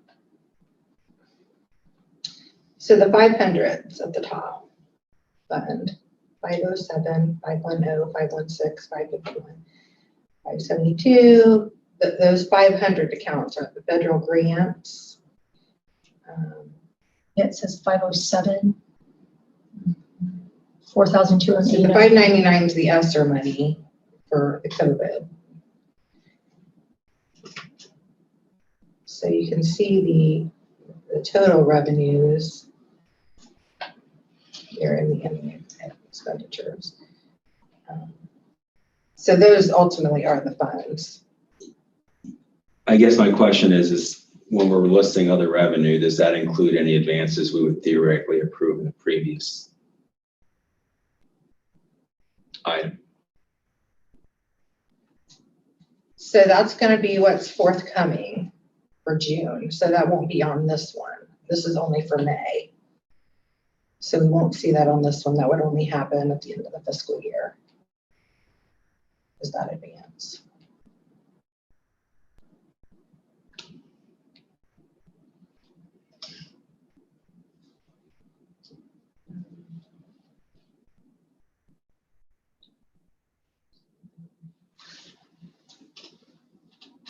Yeah, and those, pretty much we know ahead of time what we're going to get on those amounts of money, and then every penny is spent, so it won't be, we don't really change those amounts throughout the school year, because we know going into the school year what we're going to get.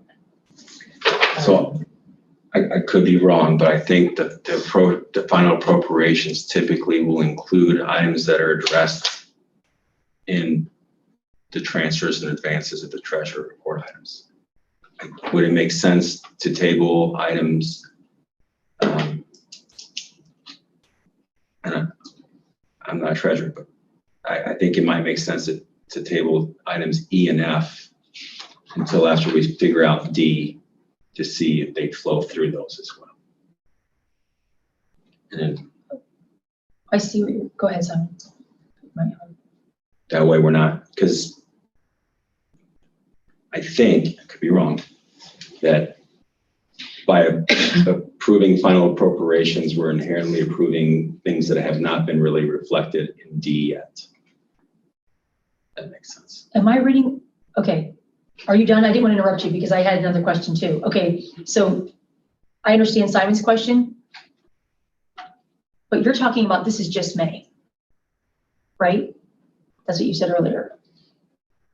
Yeah, well, so the appropriations are up through the board meeting date. Right, and so D. The financial reports are some of these others are just, but that was more on the general fund side. Right, and the issue with D was because that, we don't know that because that's going to happen on the 28th. So that would be reflected in the next board meeting on your next report. Yeah, you would see, well, you would see it happen. Correct. So I'm trying to understand your question, Simon. I think I understand what you're saying. I don't know if it goes together, that's one. So I'm not. Yeah, me neither. I'm not a treasurer. I don't. Yeah. I understand the financials when Dave answers my questions, but I don't know if to be dangerous, essentially. Right. But So when I'm looking at our past meetings on this, because not having numbers and accounts and approving anything like that makes me extremely hesitant, because I've always seen accounts. So what I did to kind of understand how these flow is I looked back on our previous treasurer's reports at this time of year, including the final appropriations for that current fiscal year and the fiscal year that followed. When I look at the content and the notes, what it indicates, and this could be a unique situation to that year, but it indicates that the amounts of the final appropriation include items addressed earlier in the meeting, including the transfers and advances. And so when I see that, my concern is that this possible appropriation may have all the stuff that we need to have itemized in D, and we're kind of putting the cart before the horse.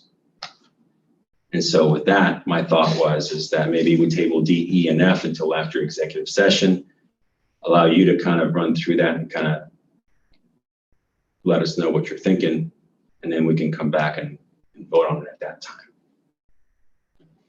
Okay. I will add that this appropriation, the figures that are worked into this, we just ran the reports when these attachments went up, which was, Friday. So those numbers were through Friday's date. The revenues and expenditures were through Friday's date. So for item E, what the change that's forthcoming, you wouldn't see on this particular report. However, whatever makes everyone feel comfortable to proceed. I can get more explanation if need be. But the appropriations, we purposely did not produce that until last minute on Friday because he wanted to get it through that end of business date. So when we request the federal grant money in, we got to wait until the last day of the month. And then that change you're going to see in the month of June. But it's just directly after this board meeting. So I don't think our appropriations is going to be adjusted on that. But there again, if we want to hold it off till the end, one try to thing get more explanation. Dave has done for us in the past, because I was looking back at the notes, he's provided reconciliation reports for after the fact stuff so that it line items what came out of the general fund to what grant. That's something else that he's just from looking back to last year. It's one of the things that he did. I don't know if that helps anybody feel comfortable to move this forward. Yeah. So is this month unique because you're closing the books on the last fiscal year? Yeah, so they want to do it by the end of the month because this is the fiscal year. So last month even, and I'm trying to think what the board meeting was, but doesn't matter in May, yeah. It's a fiscal year final appropriation. Yeah, still fiscal year is June. Yeah, we still, federal grants could go into a negative status, but we don't request the transfer because it's just going to come to the bank the second of the month or whatever it is. Yeah. But we don't want to close the fiscal year. It's just a process. We have to go in and move that So when we close the books and run the reports, it's not negative, but that money is gonna be still in transit. Right, and that's when you'll do the reconciliation report that Corinne referenced. Well, I mean, you don't have to do that one. I'm just saying that's stuff he's done, Just whatever. mark up, show Right, you it, yeah. and then how much it was for. But the question is that you didn't take D for granted when you were creating E. Right, that's, There wasn't any assumption that the transfer was gonna be made to cover the federal No. money when you finalized E. I'm not sure how we could do that. Because if we need to make sure we don't go into the negative, that would have to be included in our appropriation at the end of the month. I think that's why those transfers and advances usually precede that item. I mean, I could be completely wrong, could be an anomaly of those years that preceded it. But when we were doing these for the fiscal year end in the last 2 years before that, I think it was included. so I'll make a suggestion, back to Simon's original suggestion, is let's just table D, E, and F. And then since you're already gonna call Dave about the one item, just get Simon's question. I'm sure. Yeah, if you could get Simon's question answered, that would be great. Something telling me All the he's on answers. his computer right now, he Maybe, probably knows the yeah. answer, or maybe he probably can't wait to phone it in and Okay. tell you the answer. Okay, I'm so, trying to explain to the best of my knowledge, but Dave, of course, done this a little longer than I, so I wanna make sure that That's I'm okay. understanding and I Hey, can it's not a big deal. clearly I'm- communicate to you all what Yeah. is going on, so. so we'll add that to the end, D, E, and F. And we will come out after executive session, we'll come out and we can remake those motions and add the other two. Because we already motioned second on D and that got tabled. So E and F. regarding, do I just continue, we'll just continue and then we'll come back to those? Or Yeah, during we'll- executive session, should I amend our agenda, which I don't do, correct? Don't change, move the treasurer's report down. No, right, Okay. so we'll we're just gonna re-vote on D, E, and F. come back We're to gonna postpone them. Yeah, we're gonna table them, yeah, we're gonna table. They're gonna get voted on, but we're Correct. going to postpone the voting till the end of the meeting. Table it. So the motions are open. Yep. We're just gonna move through the agenda, and at the end, you'll have an explanation for us. And then we'll go back to the original motions and vote. Okay, Got it, are we good? I'm good. Okay. Anybody else have anything on that before we move on? We're good, okay. Item 7A, which we had one item under old business, which is policy 1520 and 1530. So is there any discussion on 1520 and 1530 from the last meeting? Can you remind me the context of why we're revisiting this, or? Sure. Because I'll it let- really isn't a policy update, it's more like a procedural tool. Right, I'll let, Ann, do you want to do the, Sure.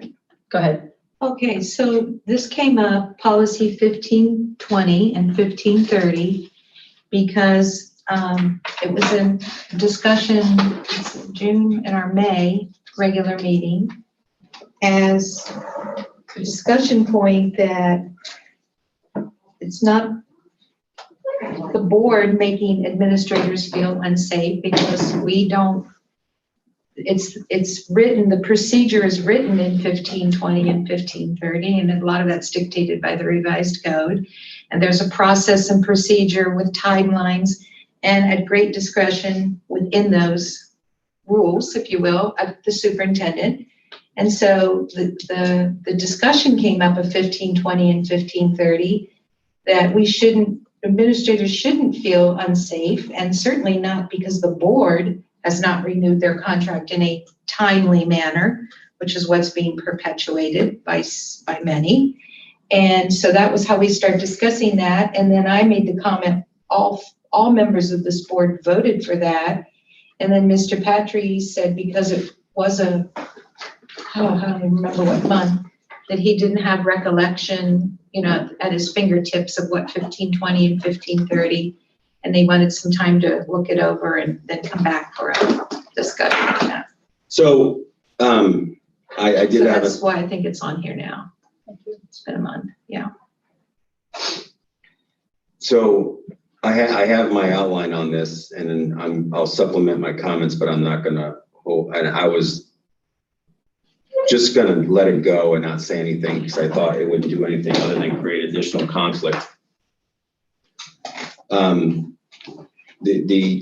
The issue that I have here with the way this is being presented is that somehow approval of these policies are tied into why administrators would not feel safe and the comments made at the board meetings that preceded. I don't have the dates with me because I don't have my outline here. And so I thought that this was included here in relation to administration evaluations that would be coming up. And so the discussions that pertain to this included far more than just these policies. There were a lot of different things that were discussed. And my comments were that I felt that the comments made by board members were misremembered. And that was me trying to be nice and give people the benefit of the doubt.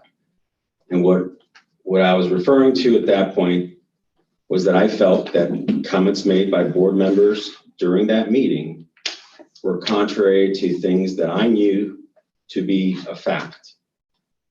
And the problem with that is that, as I indicated that day, is that a lot of those things I couldn't keep straight in my mind as to whether it was discussed in open meetings or whether it occurred during executive sessions. And after reviewing the meetings, every item that I can talk about that relate to those things all occurred in executive session.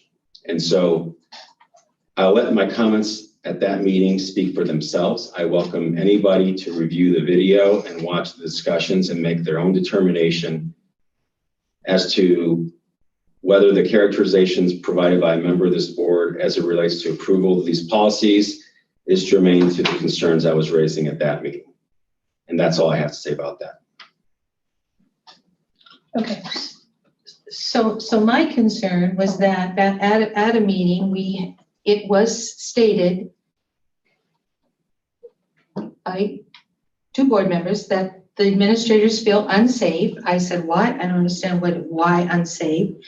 And it was conveyed that they feel unsafe because they don't feel they're getting their contracts renewed in a timely manner, or if it's a 3-year, halfway through, and that's been, I believe, perceived as a tradition or policy.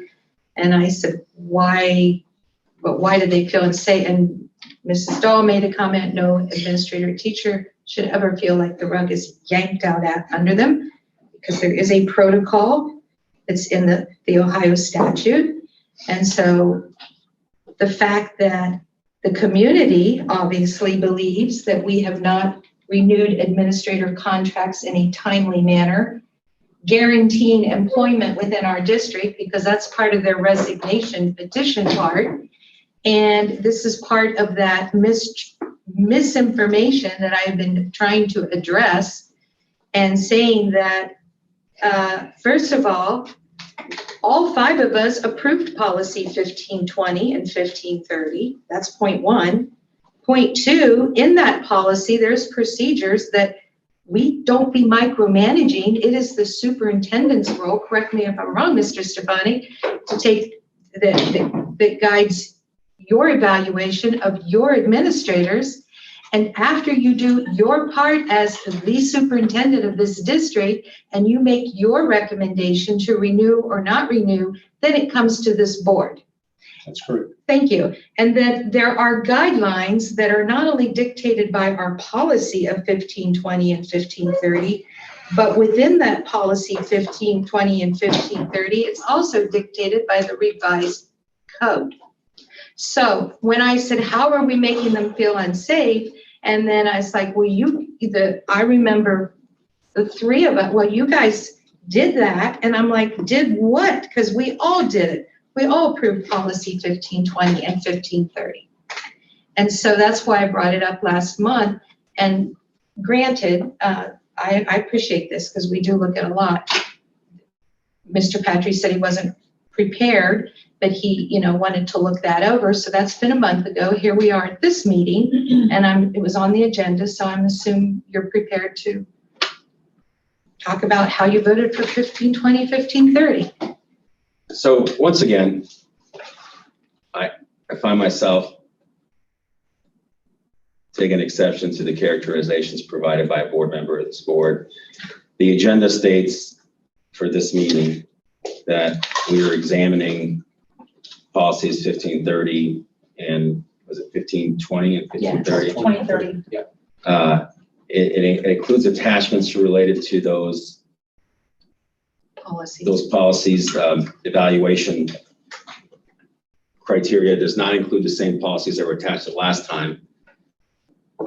I was under the impression that we were going to be reviewing these related to the assessment tools, not the discussion. And so had the agenda been addressing past board member related to policies 1520 and 1530, I could have been. Now, like I've said before, you want to put this on the next meeting, I'll give you the specifics. The problem I'm going to have, but I'm glad to do it, is that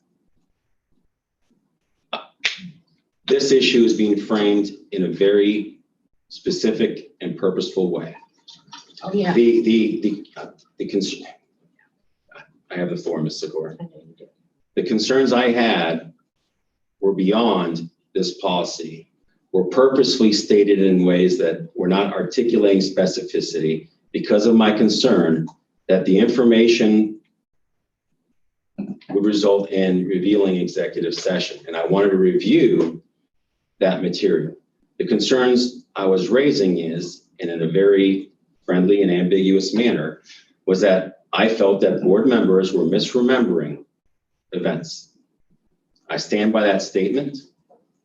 The statement did not pertain specifically to these policies. And I cannot and will not be baited into revealing executive session material.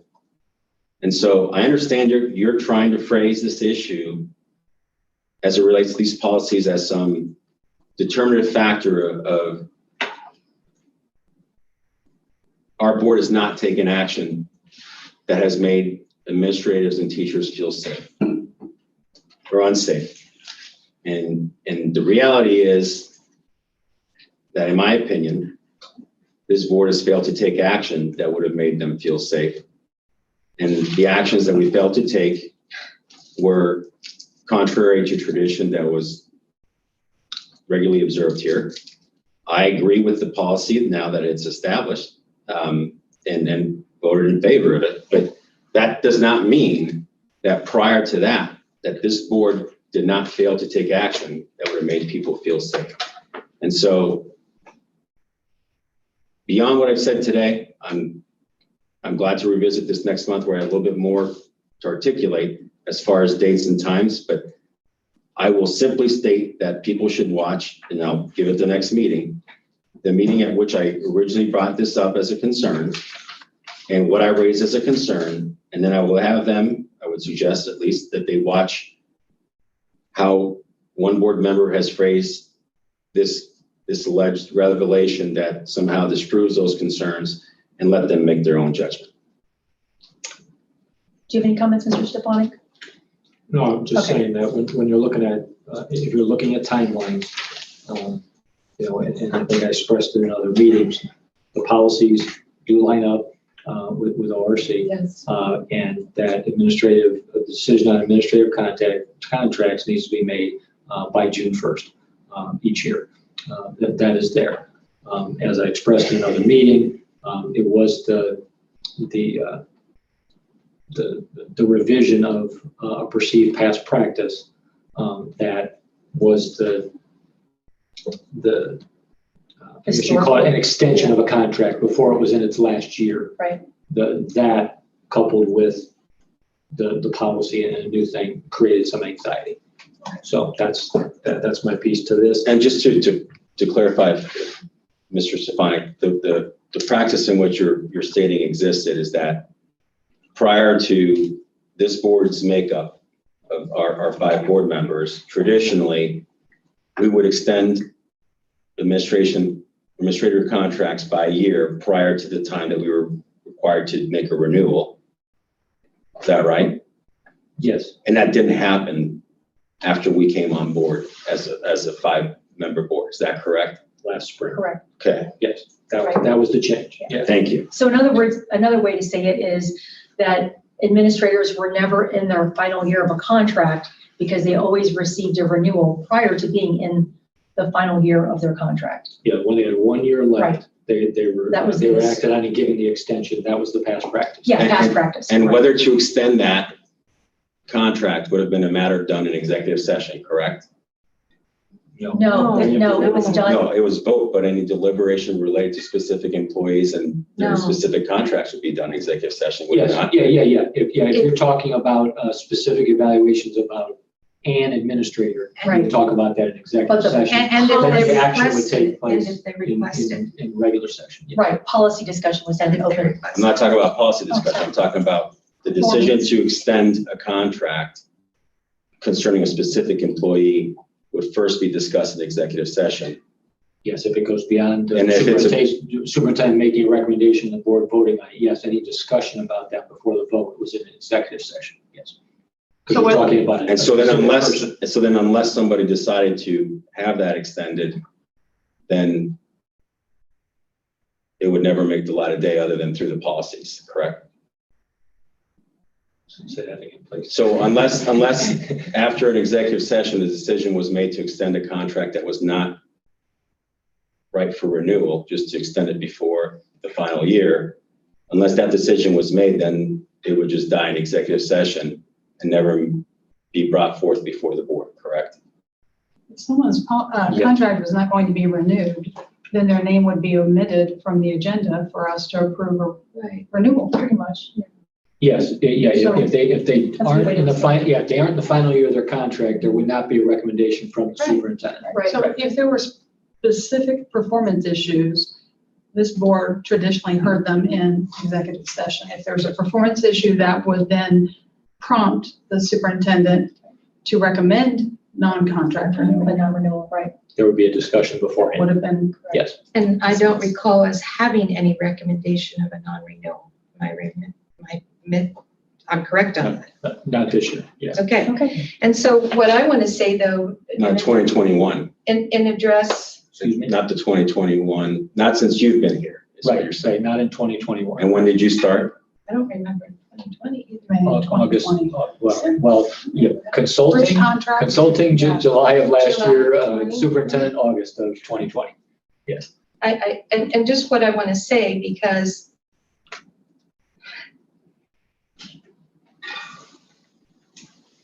the resignation dialogue is very clear. I mean, you can check it in the paper, you can pull it up, it's there. And it's saying that they, meaning the two officers, have not renewed administrator contracts in a timely manner, guaranteeing employment within our district.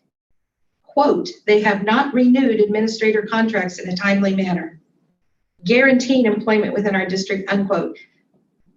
That's just a crazy statement because we have not renewed administrator contracts. Yeah, we have. When they were presented to us at the timeline, when they came through the chain of command from the superintendent to the board, yeah, we did. We did do that.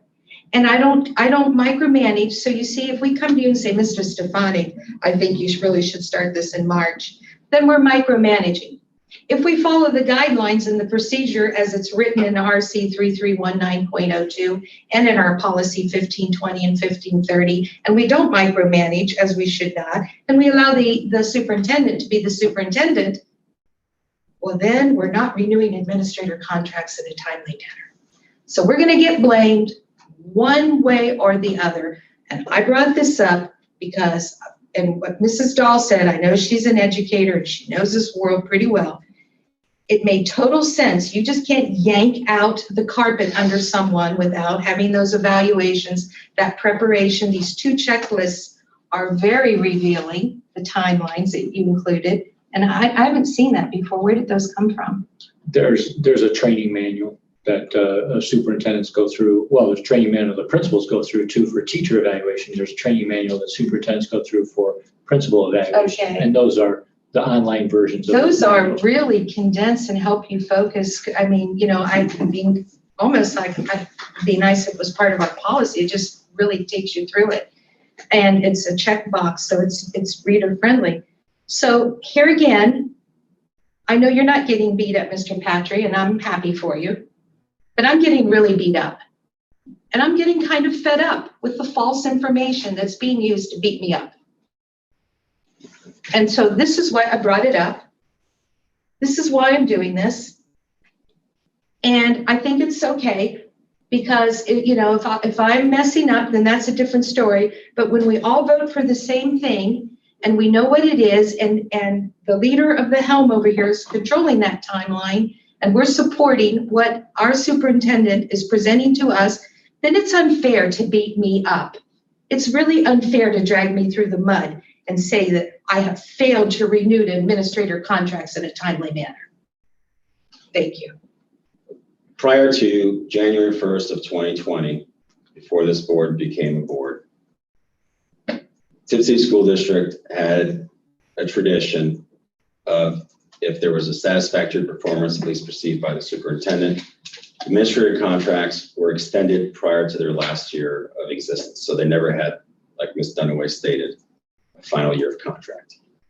After this board came into existence, that practice ceased.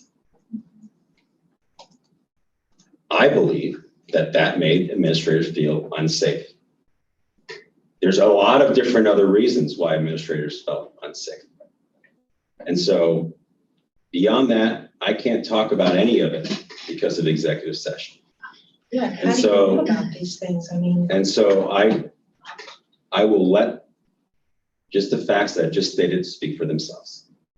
Well, again, I'm getting back to the verbiage that Dunaway and Zakor have not renewed administrator contracts. I've voted for everything that my superintendent put in front of me, and the timelines that the superintendent put in front of me to renew. So I don't like the lies that are being perpetuated in the paper. No, your integrity is not being impugned. It's not your character and honor being impugned. It is mine. And every time the beat up comes, beat them up, beat them up, beat them up. I'm a human being and I'd like to be thanked for the work that I'm putting forth to read these policies and to talk about them. So it's my understanding that this is a widely accepted practice in education. I'm not an educator, so I'm going to look at it. Which one? Yeah, the Perpetual rollover. perpetually rollover. No, I've never heard of it. It's a Tipp City thing, I believe. Yeah, That's what someone. yeah, it might be a Tipp City thing at the building level. Right. Sometimes district level and sometimes with treasurers and superintendents, that there are extensions. Definitely But the building level piece is not, I'm not gonna say it doesn't occur anywhere, Right. but I don't believe it's the most common way. You get your number of years, whether it's 2, 3, or 4 year contract, and then the timelines used to be in March several years ago, maybe even a decade ago, and then they changed to the deadline being the end of May. With the recommendations for future contracts.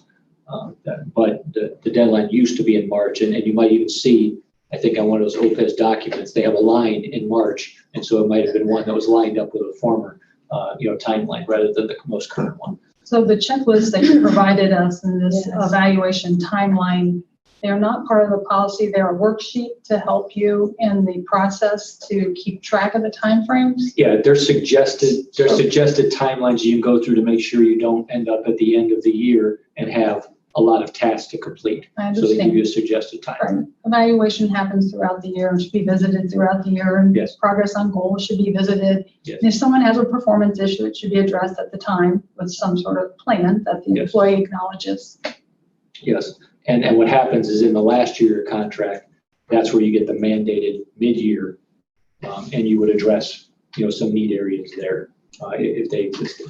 And so then the person would have the second semester then, to address some of those need areas before you got to the May recommendation time. So what you've provided is not new. There's no changes. It's just something for us to look at. It's an informational piece. It's a condensed reader friendly because I checked the codes Yes. which are the RC codes and the RC and our policies are in this checklist. Yeah. And so it's just a ORC and board reader-friendly. policies have a lot of content. The training manual is upwards of 80 to 90 pages long. And so when you get these timelines, one sheet, you can get a lot of information in bullet point format. So it's just a worksheet, a cheat sheet, it's just demonstrating the time frame. There's nothing that we need to, Absolutely, no. Right. No Informational. action needed. Informational. Just one last point of clarification, Mr. Stefanik. These two policies that were adopted do not prohibit, correct, the extension of a contract as was the practice prior to that. And so adopting this policy by itself would not preclude the Board of Education or the superintendent from recommending that a contract be extended before the final year, correct? Thank you. And I really appreciate the gentle dialogue on this right now, because now it seems like we're all sort of not, I don't feel attacked that I did something wrong and created this fear with administrators the way I did a few meetings ago, when all I did is when I went back and checked my records and said, it was a 5-0 vote and the proof is in the pudding, which is the policy, and I'm just going with it. So I appreciate sort of this retraction here of I'm not sure if this. There's not a retraction here. Well, there was, because you looked at me, and I can pull the tape up, and when I act confused, and you told me they felt unsafe, Joellen, you looked and said, well, you did it, you guys did it. It's You, a change of like we practice. did something. It's not the change of the policy, it's the change of practice that contributed to them feeling unsafe. And that is my opinion. But I and didn't was do sharing that, Joellen. This board did that. And this board did I that, don't- who adopted this practice and directed the former superintendent to stop the practice. Oh my. That was my understanding. So And I don't just believe wanna that make this it- is a practice unique to Tipp City schools. for the public watching and anybody who's following this issue, please be absolutely certain there's no retraction here. It is my personal belief, and I don't speak for the Board of Education or anybody else other than Simon Patrick, that this board failed to take action consistent with past practices that contributed to the many different factors that made our administrators feel unsafe in their job and less secure in their positions. And so there's no confusion with the public. I don't see how the board could have failed to take an action when in the policy, which the policy dictates the timeline of those actions. And we're not part of that, Mr. Patrick. It is a superintendent function. And when the superintendent gets to the end of that function and makes that determination, renewal, non-renewal, then it's turned over to the Board of Education to agree or disagree with his or her recommendation. I don't see how this keeps getting coiled back into somehow our remission of doing something that's what I believe is part of the insidious process that's growing and feeding, and people's memories are getting distorted. So Go ahead, Mrs. Dell. I think that everybody's kind of spoken their piece. I don't really hear anything new or different or I agree. changing. So I just think that we should probably move on. We try to always improve policy versus practice. It's messy sometimes. I understand when we switch from correcting bad past practice to following policy and RC that might, make some people go, oh, what's going on? Right. So I think we can acknowledge that. I think we should always seek to follow our policies in a fair, even manner. Yes. And I'm ready to move on if everybody I else is. understand, Mrs. Dillon, I'm really sensitized, but again, my name's on those forms. And it's I going to be understand. on the internet for a very long time. Forever. Forever, thank you. And so if I'm a little sensitive and people feel I'm a little sensitive, maybe you would be too. Maybe you would be too. Yeah, In a world of fairness. it's a lot to Maybe handle. it is. It is. Thank you. I wanted to bring up some old business, and I will Sure. first say I apologize for not telling you both about this before bringing it up. I failed to do that. But I wanted us as a board to revisit opening our board meetings to the public. And what would be the plan to do that? Sure, and I know that you and Mr. Stefanik have talked about that 3 meetings now. So do you two, either Mr. Savant, do you have a comment or do you want to talk about it? Because we've been talking about this for 3 months. Yeah. So do you have anything to say? It's been coming up every month. Yeah, I was asked by a community member, I was asked by a community member today, and I think it was in everybody's email. There was a question about whether tonight's meeting was open, and when would meetings be open? Correct. And I replied that because there's no extension to the remote meetings provision that went through this school year, as of Thursday, we will start having open meetings. Great, so July back here, businesses, all Yes, this. yeah, Okay. yeah, July, so we're back in this room for meetings. And I think the person even put it in the email, would they go back to pre-COVID, meeting protocols? Yes. And we would open up this room. Great. The room has a capacity of 49, but we typically have 10 people here. So there'd be 39. So you said in the past that at times there were chairs? Sometimes we Sometimes in the lobby? I think I can only remember maybe 2 times. Okay. But if we do have overflow, we can move there. There was one situation where we had to physically move our location and we went to LT Ball. Okay. But that was one time in 6 years, so. Right, and it was a recommendation of administration that, all of our equipment is here, and so it would be easier to do the meetings here. Okay, great. So we'll communicate that through all the proper channels on our website and everything so everybody knows. Yeah, we'll Okay. start announcing what the schedule is for July meetings. We'll put the announcement out there so everybody knows that And are you the still public great? will be invited. Streaming, you're going to stay live? Well, that was a comment at the last meeting, and we had comments from both sides that go back to the actual pre-COVID format where it was taped and it was released, and put on the website the next day. And then some folks, wanted to keep streaming going. I've heard examples both ways, across the state. Again, go ahead. It's been nice, having the space and I just putting those. Oh, yeah, we used to share tables. I forgot. It's been so It's going to long. be really tight feeling. Yeah, that's what I heard. I heard there were forgot per that, table. 2 per table. And It's been a long so time. I'm wondering, Yeah. I'm don't have not trying to complicate it, but if it's even discussion worthy of finding maybe moving to a different building, if we don't have to worry about the acoustics and all the streaming and. Well, I think that's the problem is we've always had issues with hearing. Well, if you're just filming it there though, right? But you're not streaming it live, so. Well, it was actually for the folks in attendance, there was talk about, having microphone systems that we would take to wherever that new site would be. Where we can spread yeah. out a little bit and Yeah. more people can be there and enjoy it and. Right.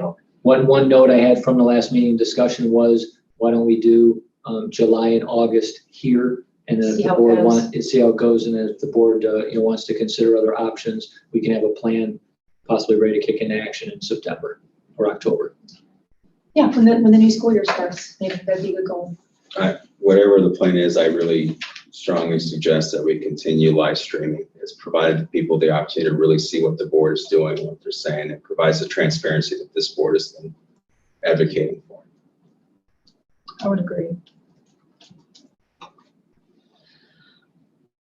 Is there anything else in your item, Joelle? Does that cover? No, that's Okay. fine. I guess in response to Ann is I feel like the folks that set up the room for us will Yeah, figure out a set way it up. for us to still meet safely and accommodate visitors.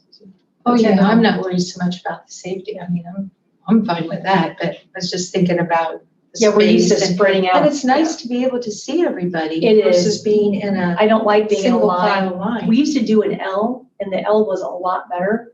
Well, Because that when we're was, all in a line, we're always doing this, and like I would always scoot my seat back if the president had to, yeah, that's what, from the last meeting, that was Yeah. brought up, that in a straight line was not preferable. No, So at least the L worked better. Yeah, at least the L, if not some way to create some kind of. Right, and you could do the L this way, like bring the table down here and do it this No. way. I'm sure we have a feng shui expert. Yeah. We did have the U ones at a work, and then the chairs were here. I mean, it Yeah. is a little. Anyway, you guys can figure it out. Okay. Okay, all right, Thank you. on to new business.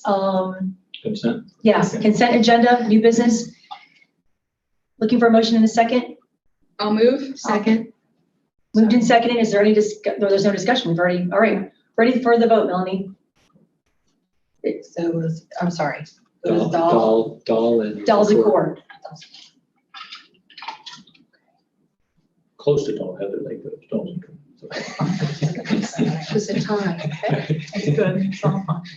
Mrs. Dahl, Yes. Vice President Secor, Yes. President Dunaway, Yes. Heatherly, Yes. Mr. Patry. Yes. Motion carries. Item 9, new business, which is Tipp City Public Library tax budget. And we do have, Lisa, okay, I was gonna say, I didn't see anybody else in the lobby with me. I knew somebody else had signed up. So we have the library, Mrs. Santucci and Mr. Wendell. Yeah, come on in.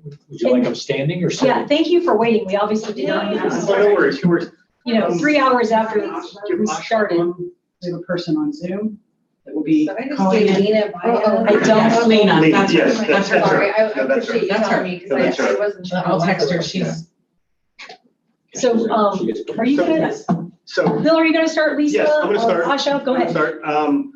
I'm Bill Wendell, I'm the current president of Tipp City Public Library Board of Trustees. Thank you for having us. We are here just to present our annual. Great. And I'm basically just going to introduce my two ladies here, and they will take it away. I'm going to start with Asha Atravia. She is our fiscal officer, and she's going to provide the financial portion of our report. Okay, thank you for this opportunity to present the Tipp City Public Library's 2022 tax budget.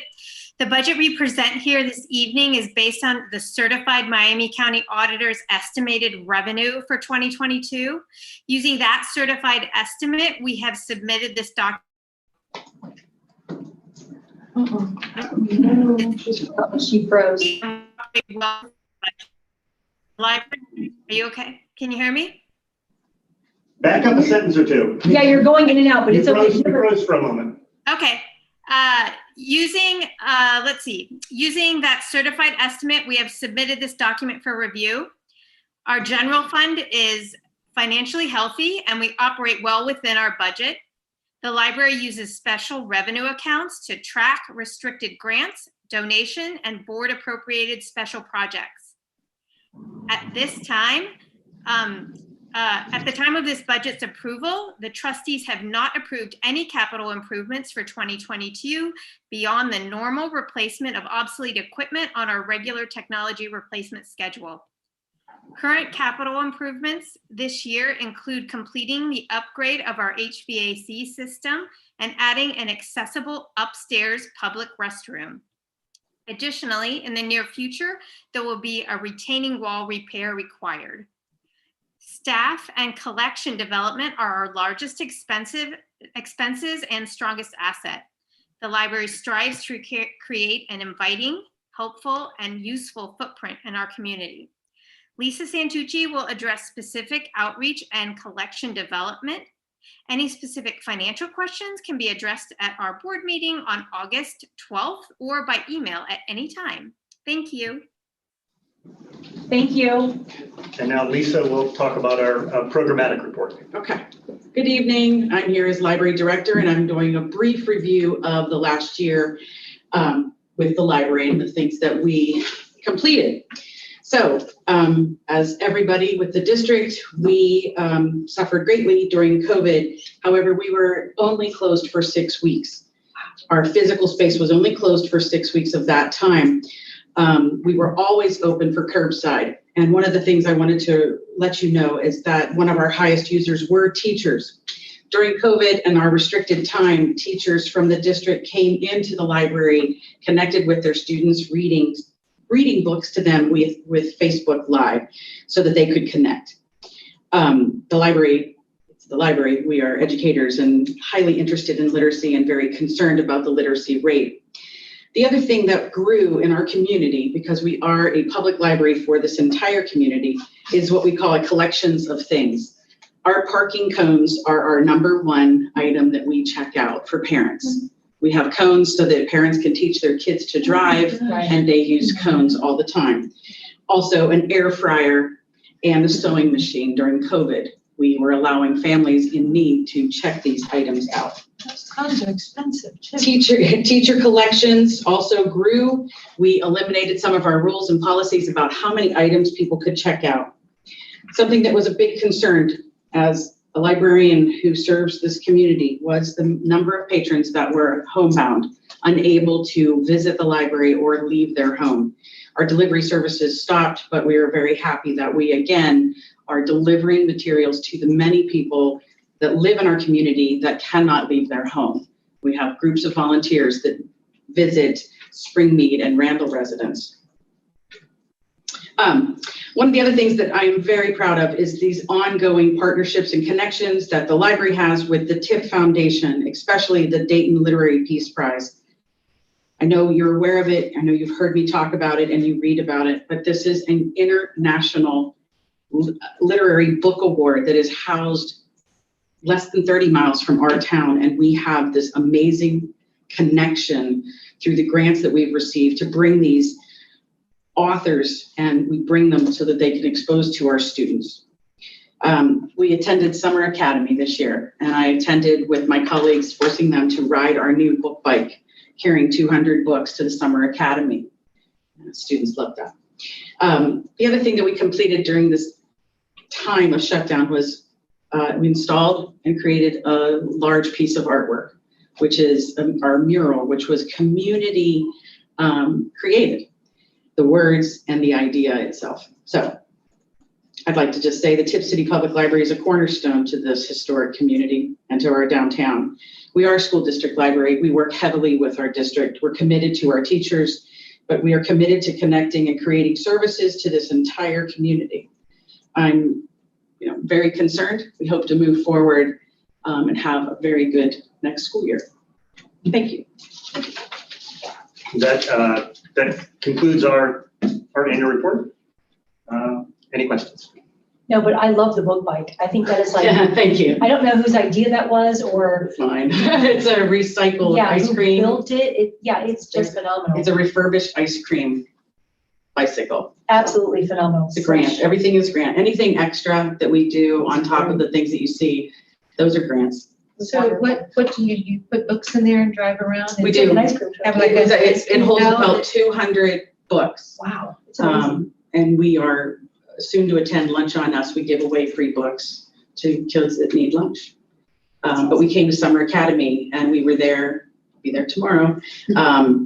We bring books every week, that encouraging them to read a new book and write about a book every week.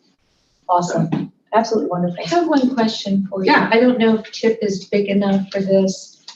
Do you have like book drops in various widespread out areas? We don't. Because we have a new drop in the back of the building. Is that what they're called, Lisa? Yeah, book drops. Book drops, okay. They tend to entice people to put other things in it, such as slushies and ices, and then it damages all the materials inside. So it's best that we keep the book drops for convenience. But again, if there was somebody that could not get their materials, we have a team of volunteers that go and pick up materials for those that are unable, especially curbside. Our entire service model changed during COVID, that everything was curbside, that we came out to cars, put things in cars, and we can do that again. There's a lot of people that will not return. They are not ready to return. The order people, some of our order patrons. Sure. Well, we thank you so much. We Thanks for having us. Thank you. We appreciate you waiting, and we appreciate your tax budget. Thank you. Thanks. Thank you. Thank you. Thanks. Okay. Does anybody have any discussion before we vote?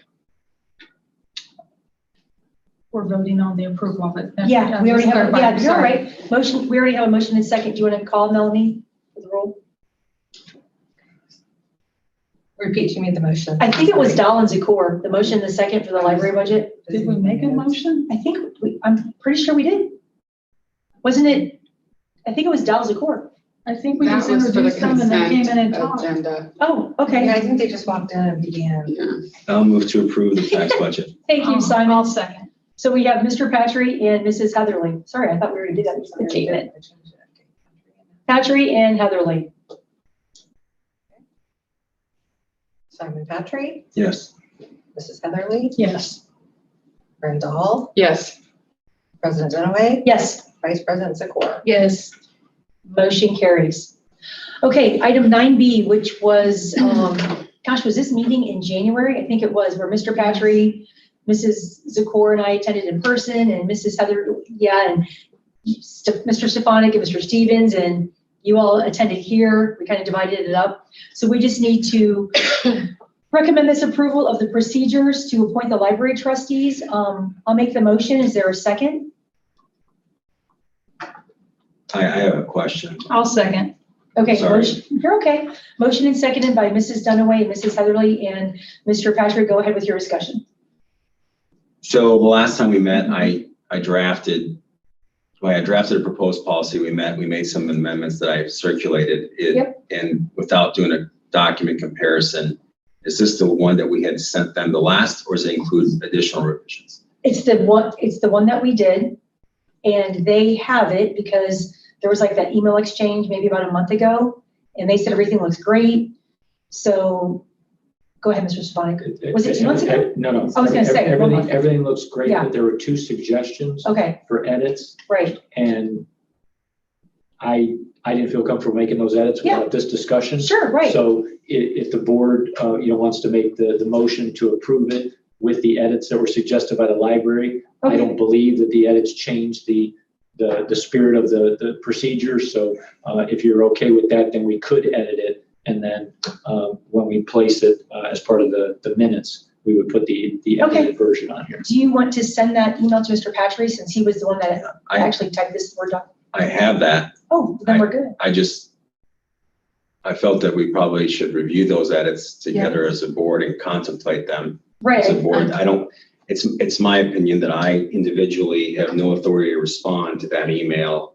Right. Other than presenting it to the board. Right, I in didn't open see the meeting. edits, so go ahead. And so I think they emailed it to us, and what I would suggest is that we're not in a rush to approve this right now, right? We have till. Well, the assumption was that we had till September, October until. Okay, so I would suggest we just add this. Wait to see if they're in the parking lot? Yeah. Are they still out there? No, If it's more than a typo or something, then yeah. I would suggest we just add this to the work session and then have it redlined for us.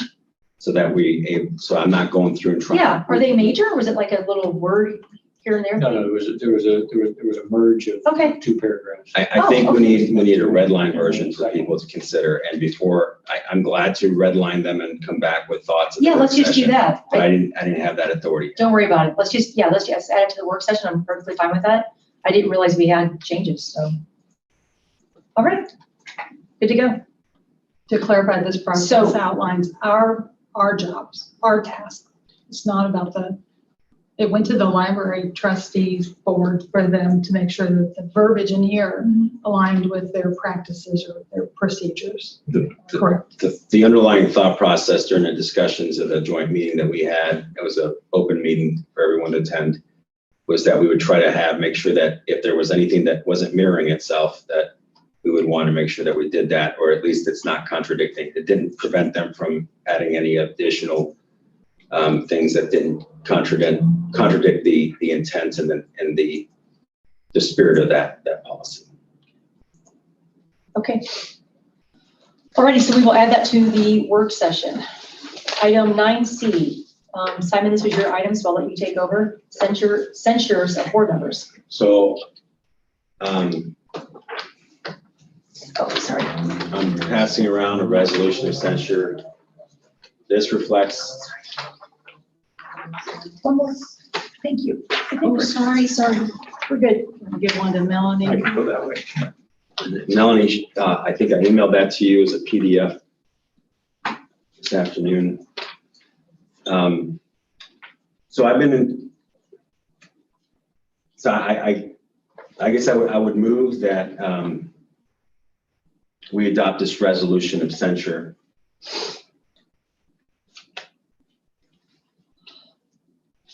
So. And what this, and I need a second to discuss it. Okay, I'll make a second. So we have a motion and a second for the censure, so I'll open it to discussion. So go ahead, Simon. So I've been internally debating how to handle what I believe to be, it's my opinion, no one else's, it's not the school board's opinion, what I believe are serious offenses that are occurring by some of members of our board. And in my opinion, it's serious violations of our bylaws, our policies, our code of ethics, and the Ohio Open Meetings Act. I feel these offenses have caused us to lose quality administrators and teachers. I feel these offenses have caused us to lose great teachers and staff. And for the last several months, I just didn't know how to respond, if at all, because I felt like if I did bring things up, it would just create more hostility, and further impact the perception of our school board being a negative school board. And so I've largely just kept my mouth shut as much as I could and only spoke up when I felt I had no other option. But it's become clear to me that we need to do something at this point to hold our Board of Education accountable to the school district, its students in our community. I think it's clear from what we've seen and heard that the community and the Teachers Education Association at least obviously feel the same way. I want to thank the community for their comments and for exercising their rights to free speech. I don't think they should ever stop exercising their constitutional rights. And I think we should always be listening to those thoughts, whether we agree with them or not. And while I understand that the Board of Education has been asked to censure only one member specifically, it's my opinion that we collectively share in the blame.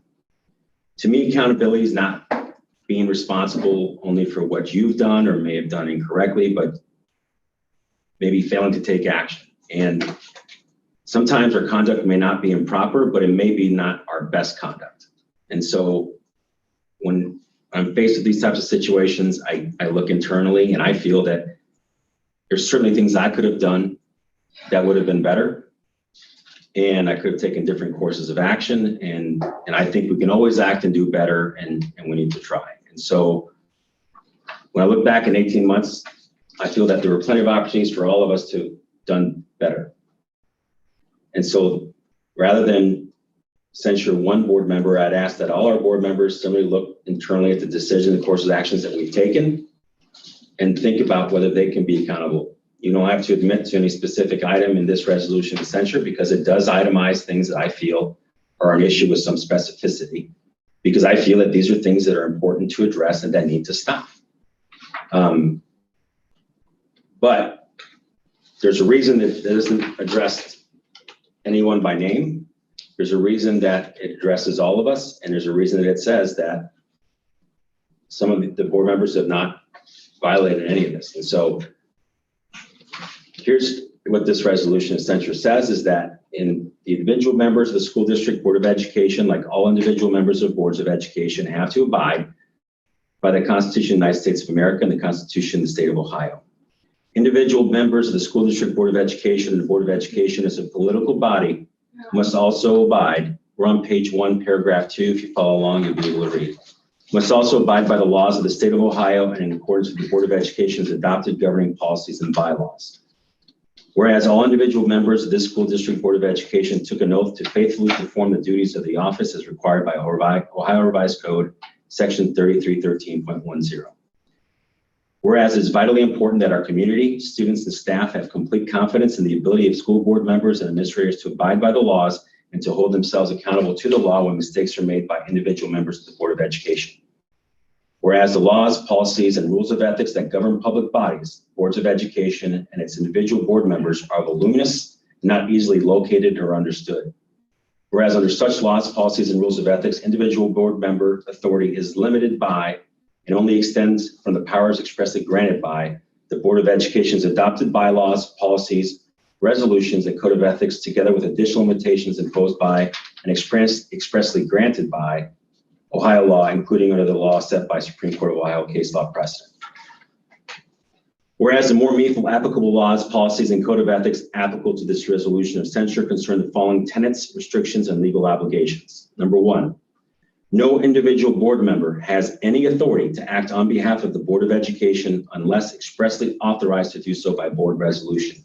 Simon, is it your intention to read all 5 It pages? is, it is. Well, can we add it as a PDF to the, you sent it to Melanie, correct? So can we add it as a PDF to the Board docs? To me, it's important that we read this tonight and that we move forward. I'd like to finish, still have the floor. Brandon B. Board of Education is the Supreme Court decision that stems from. Number 2, directives of a majority of board members can have no legal binding effect when expressed by such members individually outside a board meeting. The case for that is State X. Rel. Steinbeck v. Treasurer, Ohio Supreme Court decision, Ohio State 144 in 1871. As a citation. An individual board member acts on behalf of the board only when, by vote, the board has delegated authority to him or her. Number 4, the board may delegate authority to an individual member by adopting a resolution. However, the delegation of authority must be specific and may not remove the authority of the board. That stems from a case where a resolution granting a board president full authority of the board when the board is not in session is invalid. And that was an in re removal of Quinley. Number 5 is individual board members have no individual authority to act on behalf of the board unless expressly authorized to do so by board resolution. Number 6, and this is a quote direct from our bylaws, board members as individuals do not separately possess the powers that reside in the Board of Education.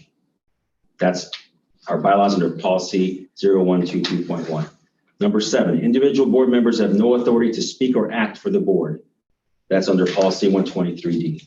Number 8, individual board members are further required to conform their conduct to the Code of Ethics recommended by the Ohio School Boards Association and the Code of Conduct set forth by the National School Board Association publication, quote, Becoming a Better Board Member, end quote. That's from our bylaws under policy 123.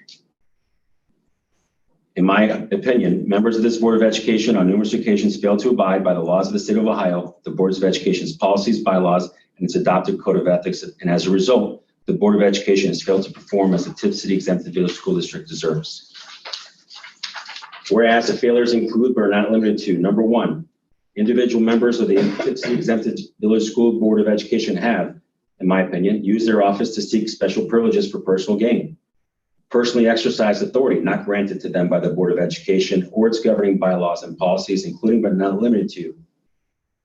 First example is by engaging legal services of the Boards of Education's attorneys, 1, without authority of the board, 2, without Board of Education discussion, and 3, without the Board of Education's approval of the services to be performed or the legal fees to be incurred by such engagement in contravention of the laws of the state of Ohio and the policies and bylaws of the Tipp City Exempted Village Schools.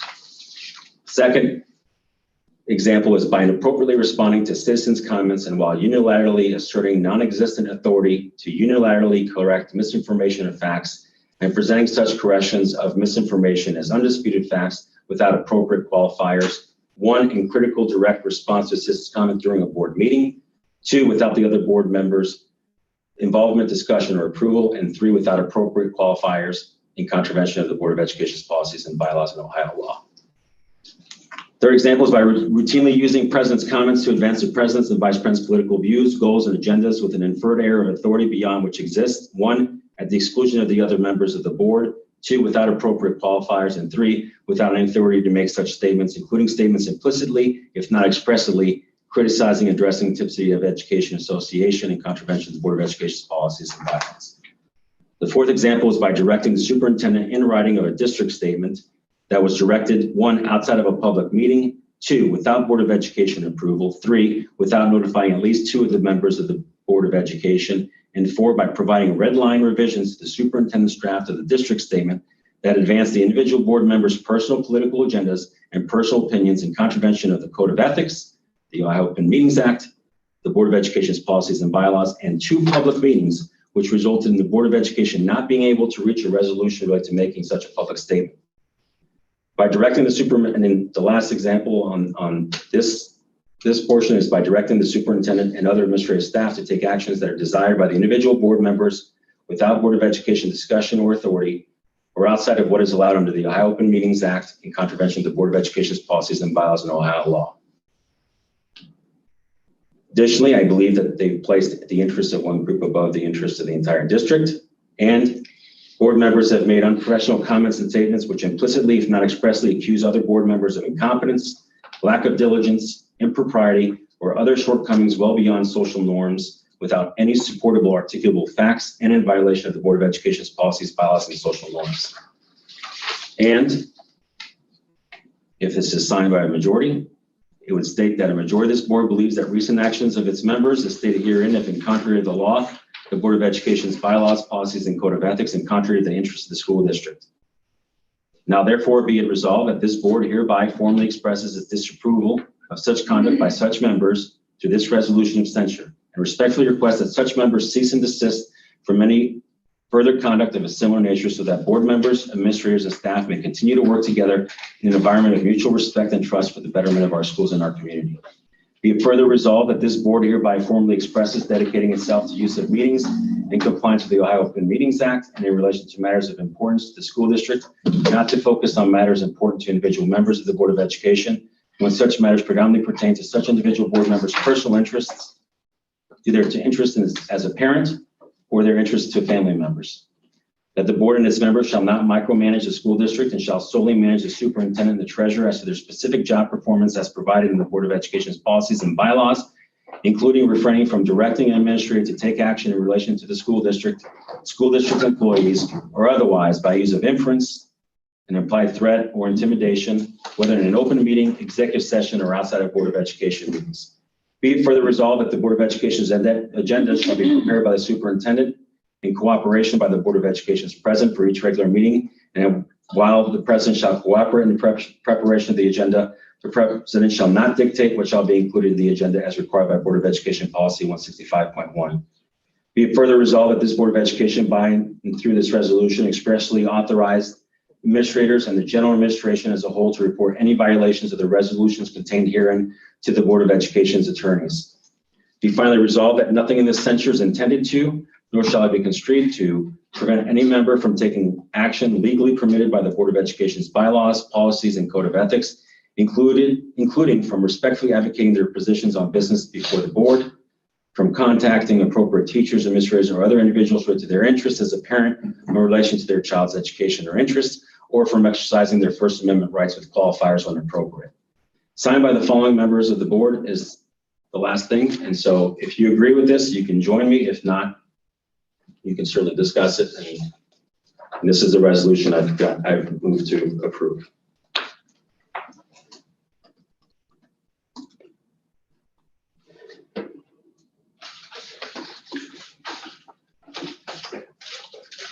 I was going to bring up my concerns in executive session related to this topic, but I'm just going to, I don't have a response.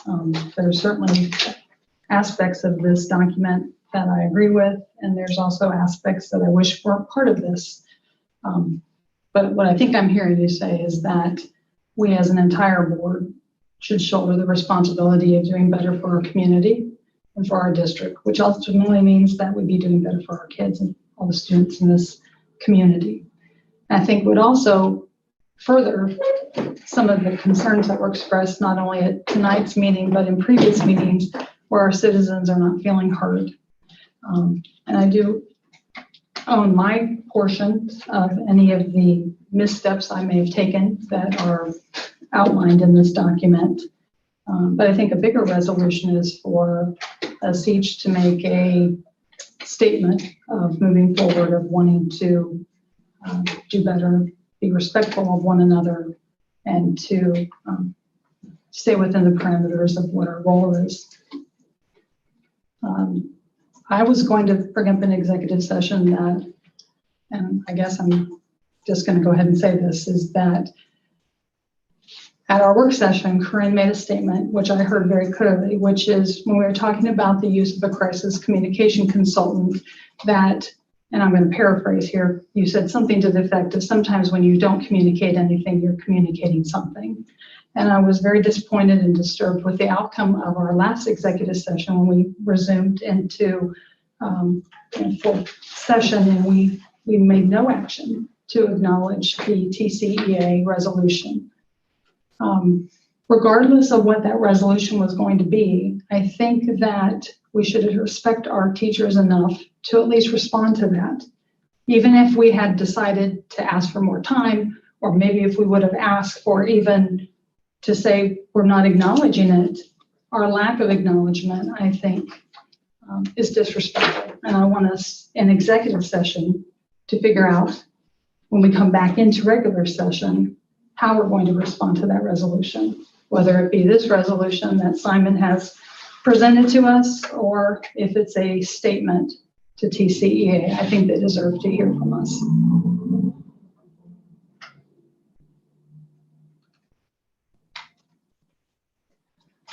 I understand your intention behind this, Simon. Not sure that this is the best route to healing and moving forward. There's some wording in here that is a little concerning to me. The biggest one would be, whereas members of this Board of Education have on numerous occasions failed to abide by the laws of the state of Ohio. If we're going to agree to that, we might as well, all 5 of us, walk out of the door and let somebody else take these seats. I don't know, might be a good idea. Also, I think when we open up something like this, you would then have to let every person, on this board tag in on things that haven't been really widely talked about, but could open up a big can of worms for a lot of people, and it wouldn't really move our best interest of students forward. And I too, Joe Ellen, share in your sentiments that disappointment that we couldn't have an agreement. And at that moment, I could have said something too. You could have said something. Right. Any of us could have. Yeah. So the disturbing thing was that 5 people didn't. Because we all had that moment. Right. I can only own my own behavior. I wish I would have spoken up and said something different. Myself included. I'm not sure, based on how executive session went, if we probably shouldn't have reconvened and asked for more time so that we could draft a statement. And hopefully there'll be something that comes out of the executive session tonight where we can at least respond. Right. We've missed their deadline, and part of that statement can probably include an apology for our lack of action on the 15th of July or June, and perhaps we can correct that today with some statement to them. See, my thinking on that statement right there, Mrs. Heatherly, although I believe it's sincere from you, I don't question that for a minute. I think this is the divide, because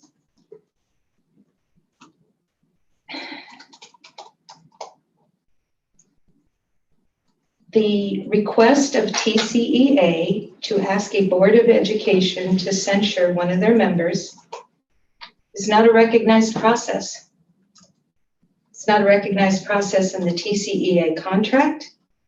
It's not a recognized process in the board policy. I don't think it's even a recognized process in the Ohio Revised Code. It's something that they felt they wanted to do or needed to do, and then they create a deadline, and then prior to that deadline, go out and make some pretty sharp statements in a press release. Part of that including not following a policy or being ignorant of a policy. I don't have that exactly in front of me. When in fact, I violated no policy. 0. I didn't have any grievance under TCEA because that was clearly acknowledged by the president. I violated nothing in the district policy, 3112. Policy 3112, when in fact, as this thing evolved, we found out that the true violation came from the TCEA president in the TCEA contract, Article 3, Paragraph I. And I don't mean to interrupt you, but I would So caution what you, I I'm think some of saying- that was discussed in executive session. No. I I would have also it on caution- mine before we even So- got to that. I would also, I have it, no. the issue is censure of this board, not censure of you. Okay, 1 second. Joellen, see, this is where you hijack me. I'm not hijacking. But I feel that you are hijacking me. Because again, the darts are being thrown one way. They're not coming toward you. And all I did was make a statement on April 26th, a very factual statement, very concerning, of concern. I wanted to hear from teachers and said, where have you been for 7 months, et cetera, et cetera. It wasn't hateful. It wasn't violent induced or racist. And bam, zip that up. That's a cancel culture thing, yet we hear about being transparent, and the contradictions are just very plentiful. And so when we go back to, you're bringing this up, Joellen, and you're saying that we owe them something. I'm not sure I feel the way that you do about that. I'm not sure that I feel that that if it's not a legitimate process to begin with, I'm not sure why you would set that precedent and do that. Now, I can't control what everybody else does. But we also had talks, and I've been very open about this. This is not a secretive issue. When you start getting into First Amendment violations, which is a constitutional right, or an elected official, people don't think in the public the difference between an employee and an elected official. And there are some Supreme Court case differences and rulings on that. So it's a big topic, I get that. And I'm just going to say that I don't share the same feelings that you do, Joellen. I'm not about trying to shut down elected officials' voices when it's pretty appropriate speech. I think that's an obligation we have to speak to our constituents. I think that's part of transparency, debating, deliberating. I think that's all part of it. Let me be clear, Ann. What I said is we deserve to give them a response. They asked for a response. I didn't suggest what the response would be. I suspect that response will come after we've deliberated in executive session. And you see, I feel that I deserve a fair review and analysis of what I did, Joellen.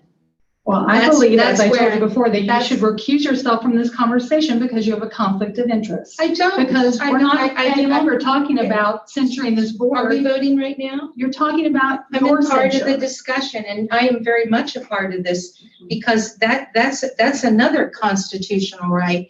You have the right to face your accusers. That's like putting somebody on trial and saying they can't attend their own trial. They're the defendant. They can't be there. So there's been no voting. And so I very much have a right, I think, to have input into this because A, it hasn't been established that I did anything really wrong. B, it hasn't been within a recognized procedure of establishing that. And C, I'm having part of a discussion again as an elected constituent and one of 5. So I feel that my voice is relevant here. And I know the facts better than you do because you weren't even at the private meeting. I was. Again, I think you're disclosing information that was shared during the executive session, and I would advise that we go into executive The fact session. that I was This in a whole private document. meeting was not a private matter. I'm sorry. Yeah. Well, then let me just say, some of the theme of the comments tonight and from other nights is missing the point. You're not hearing what people say. You're the one that brings up this private meeting. I wonder what kind of recognition would have been reached as if we could just have an apology. Can you just recognize? I don't think you had any intent with what you said. I don't believe you Why did. would I apologize for stating facts? Well, I think that's the problem. I think it is the problem because all I said was when you have Stating facts citizen and after feeling citizen coming and saying teachers are telling them, teachers are telling us that this is teachers are upset. Teachers are worried. Well, those citizens are obviously talking to teachers or teachers talking to them. And I'm sitting here on April 26th saying, I've not gotten any complaints from teachers, formal or informal, not through the chain of command. And I'm saying for 7 months, there's been no teachers in at our meetings talking to us about anything.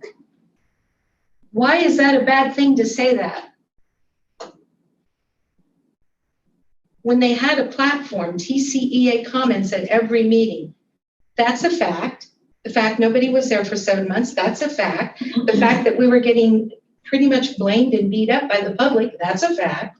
And the fact that people are saying teachers are saying these things, that's a fact also. I can take you to the tapes. So I'll say a couple of things. One is, I do agree with, some of the information in this resolution.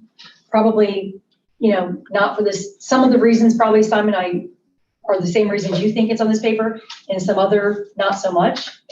And my biggest comment would be that I second what Mrs. Dahl says.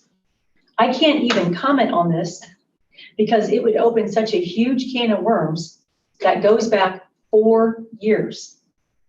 And I would love for the community to hear my thoughts, what I think, why I think that, and all of the validity that is behind my thought process. However, how much gasoline do we need to pour onto a fire that's already burning? I don't feel like that's going to move the district forward. It's not in the best interest of the students or the staff or the community. The internal issues among the 5 people on this board have gotten so out of control that we've now had a 3.5-hour meeting and basically accomplished a little bit of a consent agenda and a few other outlier items. And that our meeting should have been done and over with by now. We should not have 3.5-hour meetings for a district this size. I'm really looking forward to that, that board meeting, the board development meeting that we're going to have with Mr. Britton, because maybe this document is a good place to start. I mean, I can't even comment because anything I say is just going to pour gasoline. It's going to open a huge can of worms. And I would love to talk about everything that's on my mind, but it's not in the best interest of the district, staff, or students. So it's already 9:30. We've been here 3.5 hours. I think this would be a great place to start with Mr. Britton. So that's my thought. I think, does anybody else any comments on that? Well, I think you're absolutely right. When you have something like this referring to case laws and court decisions, that first of all, it's not appropriate to be given this.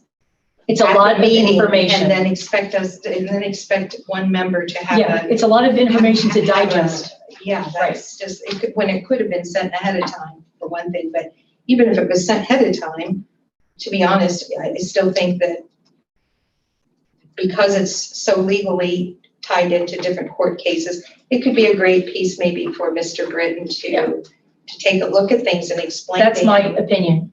And help get a nice direction. No, when you have, this is just an example, he may not say that, he may say that. He may say, no, in order to violate Open Meetings Act, you have to have majority members there. I mean, there's things in here that he can rule on. I guess the question is, are we going to trust his legal opinion? He's not an attorney. What? This Mr. Britton is not an attorney, correct? Oh, I didn't know that. Oh my God. Isn't he an attorney? I thought you said he was just. He presents at Capitol Conference every year. He's an attorney. Yeah, he presents at Capitol Conference and they're a sponsor. Oh my God, he's been. I see their name on. The trainer for board development is an attorney. Yeah, I see his name on all of the Capitol Conference. Like Well, 30-some years, I and believe. If he's an attorney, I welcome the opinion.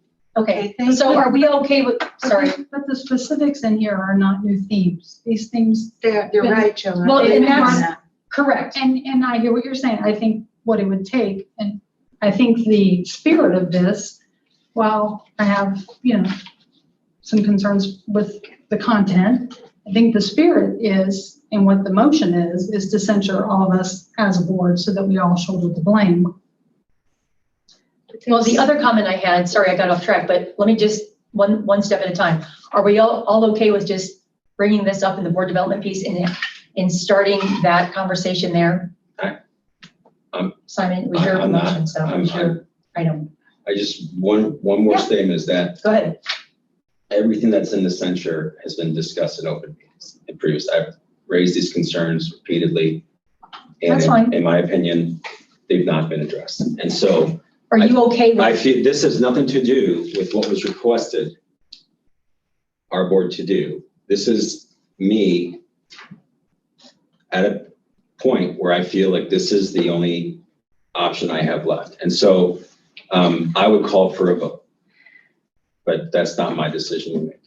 well, Well, that's what the motion was. right, we have a motion and a second. So let's just, motion and a second. Was it Mrs. Sorry, Are was there it any more Mr. Pat? comments? Are we going to a vote? For what? Well, we have a motion and a second. My idea was to table this and use it for board development, but I don't want to negate the motion and the second. It was Mr. Patrick's new business item. So I'm trying to be respectful of all sides. The motion is on this resolution. Is that what Right. you're saying? Right. So Simon, so your motion and second is on the floor. So Melanie, call for the roll. Mr. Patry, Yes. Mrs. Heatherly, Yes. Mrs. Dahl, No, Mrs. Dunaway, No. Mrs. Zakor. No. Okay, so the motion fails. However, Mr. Stefanik, I do like the idea of discussing this as a discussion piece. And we can talk about that in the work session or the board development, however we want to handle it. And my other, oh, sorry, go ahead. I also just wanted to say, I was also very disappointed in the TCEA situation, how it was kind of a unique situation. It was a long night and there were a lot of things that we all could have done differently. And I think when you're in that moment, and sometimes it's just really harder than people think. So that was my comment on that. Citizen comments. Obviously, we've had our 30 minutes of citizen comments tonight. Item 11, which is miscellaneous upcoming meetings. The next work session scheduled for Tuesday, July 13th, 2021, 5 o'clock will be canceled because we are having, as mentioned, the Board of Education development training. The Board of Education training will take place on Wednesday, July 21st, 2021 at here, the Board of Education office, and it's going to start at 4 p.m. I'm not available on the 21st. We discussed that at the last meeting. And I indicated I'm not available on the 21st, on Wednesday. How did that get misconstrued? No, you said you would. You Yeah, said I'm that sorry, how you did- Didn't think that it would be, we had a first date, Simon. Yeah, Where did There you was, change that? there were different dates discussed. I said I could try to make the 21st work, and I think that I'll make it did work. we misconstrue that? I mean, I apologize, but we all agreed. I'll make it work. Okay. Can we ask, is Britain Whoa. confirmed for that, Mr. Stefani? It is on his end? Yeah, Because I thought if he wasn't, then maybe we. I believe the instructions were for us to bring our calendars so that was for a different thing. That was for July, that was for the personnel additions. Yes, Right. let me finish. Bringing our calendars for tonight to take care of that meeting, would there be a way to review what other dates Britain is Well, available? we've already scheduled Mr. Britton I for the 21st. And Corinne is taking that day off work just to be here. I'll make it work. Thank you, Simon. The next regular board meeting will take place on Monday, July 26, 2021 at the Board of Education office beginning at 6 p.m. And Mr. Stefanik, we were going to pull up our calendars for that personnel real quick meeting. Yes. And you had mentioned July 7th, 8th, or 9th. 7th or 8th preferably. Okay, so can everybody get their calendars up for, as Mr. Stefanik indicated, July 7th or 8th? On July 21st, I'm going to have to attend remotely. FYI, because I'm in Florida Okay, or North Carolina. I can't remember. sure. That's fine. How long do you estimate that session to go? I mean, I'm I not think sure he we're said gonna 3 fix hours. I think he said 3 hours. 3 to 4 hours. I'm not sure we're gonna fix all the wrong. No, we're not. No. So the 7th or 8th? Joanne, we'll start with your schedule because you can only do like, right? Well, Can you do lunch? I think what was proposed was a lunch meeting, but Well, actually, I just propose you don't have Yeah. to lock in just to like a 6 o'clock or a 5 o'clock. But it meeting. can't If be there's Zoom, we something- have to be in person. Yes. okay, I can attend in person. Great. As long as we have reviewed in advance the information and that it is only to vote. Correct, like super If we're quick, going to not, engage in any sort of conversation, I cannot comment. It's next a time. one Right. agenda item. yeah. Meeting. So Joellen, we work around your lunch schedule. What is your lunch time? Whenever I said it. So Okay. it just, Simon, Pick a what time is right your lunch availability on the 7th or the 8th? And Mrs. Dahl, what about you? You can, I can do either one. I'd rather do I don't want you to have the to skip work, 8th, you're already but taking off work. no, it's fine. I'm Talking about August, right? No, we're talking about July. July 7th and 8th. we Next have week. some personnel. We have some Yes. personnel Yeah, there's a provision in by Ohio July law 10th. that, July 10th, is a date for folks. I'm available on July 7th. Okay, so let's just pick a lunchtime. Joellen, why don't you pick it since you're, Is noon okay with everybody? sure. Just to- Yep. if it's relevant, I'm out town 7th and the 8th. Oh, shoot. And I thought. Well, we have a quorum, so. Yeah, I We're thought we good. were coming in on July 21st at 3 PM, an hour early. That's something different. So So what is this one on? it's now? just a personnel agenda Hiring. item. right. Right. What? Yeah, and any hiring processes that weren't ready for tonight's meeting. But we have a quorum, so you're, Okay. yeah, so we're good. Good. July 7th at noon. We can't get all 5 of us. It's summer. We're going with it. Fine, We'll fill you in. great. Okay, great.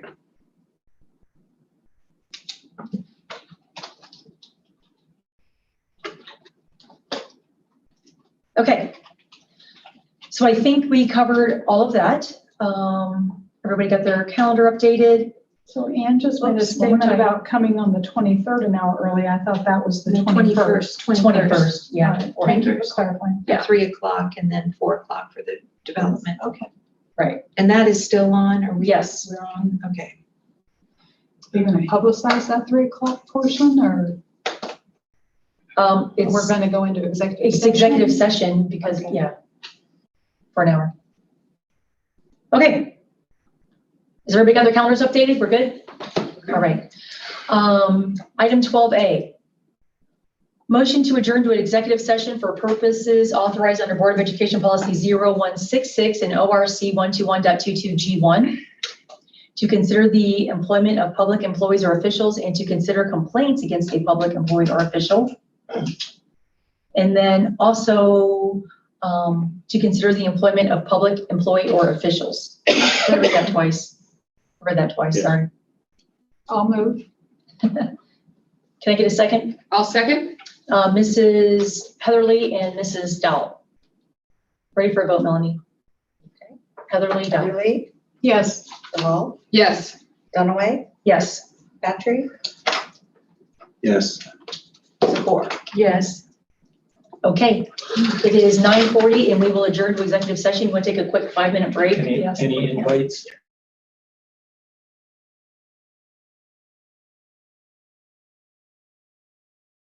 Any action? Oh, wait, We might. We have items after. right, correct. And are we invited? We have for items D, The E, whole F. thing, or are we invited for parts? The whole thing. Okay. Right? Well, I just want you maybe taking up some conversations that I wasn't involved in the last time. So We are definitely going to invite Mr. Stefanik and Mrs. Fox, so regardless. Okay. Yeah.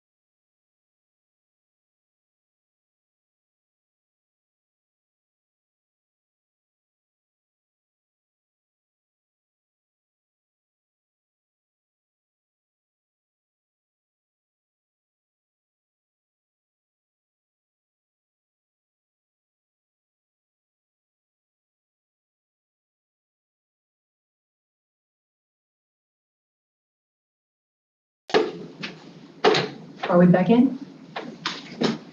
We're back in. Okay. It is 11:05. I'm going to declare us back into regular session. And so the first item of order is we have the original treasurer's report, items D, E, and F, which we need to motion and discuss. So Melanie, we'll start with D, transfers and advances. We've already discussed it. We have a motion and a second. I don't see who's on there. Oh, it was motioned by me and it was seconded by Mrs. Dahl. Is there any discussion on D? Go ahead. Okay. So this is where we're going to, in the sheet I gave you has the federal funds listed. These are the current balances on those accounts from the 507 to the 599 there. You'll see those amounts will then be transferred from the federal, the general fund into these accounts to make them not negative, whole. And so, just for point of clarification, Ms. Fox, is what we're talking about here is based on this report. It looks like right now we currently are negative at 65,208, for example, for Fund 507 on the ESSER funds, and that's what would be advancing? Yes. Or would it be? Yes, we would do like Dave suggested, 66,000 and going down 37,000, 10,000, and 1,600 on the four amounts. Okay. Would be one transfer, see one item into those accounts. So we'd be doing 66,000 for ESSER fund, 507, 9022. Looks like 37,000 for fiscal year 21 IDB, fund 516, 9021. And 10,000 on fiscal year 21 Title 1, fund 572, 9021. And is it 1,600 on fiscal year 21 Title 2, fund 590-9021. So it's all the 9021 ones that are negative that we're adding on to. And that would also, I guess, include that 58 negative, right? On the options. Yes, and so on the monthly report for next month, I believe we'll also show that in one of the attachments. So you'll be able to see that it's been completed. Okay. So my suggestion. Still June, that we recapped May on the other sheet, but the whole month of June you'll see in the July meetings. So we'll also discuss it. Can you add this to the board docs, this document? Yeah, there's a, 7 pages. So Okay. Just so that the public, add the whole. yeah, just so the public can see what we're discussing, because usually it's in board docs with all your other financials. So just in that way, if someone calls and references it, you've already put it in there. I think Ms. Dunaway, you're right. And I think that's why Dave pulls it out and puts it into the motion, so you're not ending up putting a multiple page report on it. Okay. That'd be great, Okay, right? yeah, We just load apologize that. that It's the okay. amounts were- Hey, you're learning. We're not, this isn't picking. We're just all Not a working big deal. together. We're being a team. We're trying, right? We're all gonna get this. It's gonna get smoother and smoother every month. Don't you worry. Okay, so I made the motion. Mrs. Dahl made this second. So Melanie, if there's no more, Simon, are you good on your question? We're good? Okay, so we're ready for the vote, Melanie. Dahl, Dunaway. Dunaway, Dahl. Dunaway? Yes. Dahl? Yes. Heatherly? Yes. Patrick? Yes. And Zakor? Yes. Great, motion carries. Item E, fiscal year 2021 final appropriations. It was motioned by Mrs. Dahl, second by Mrs. Zakor. Is there any discussion?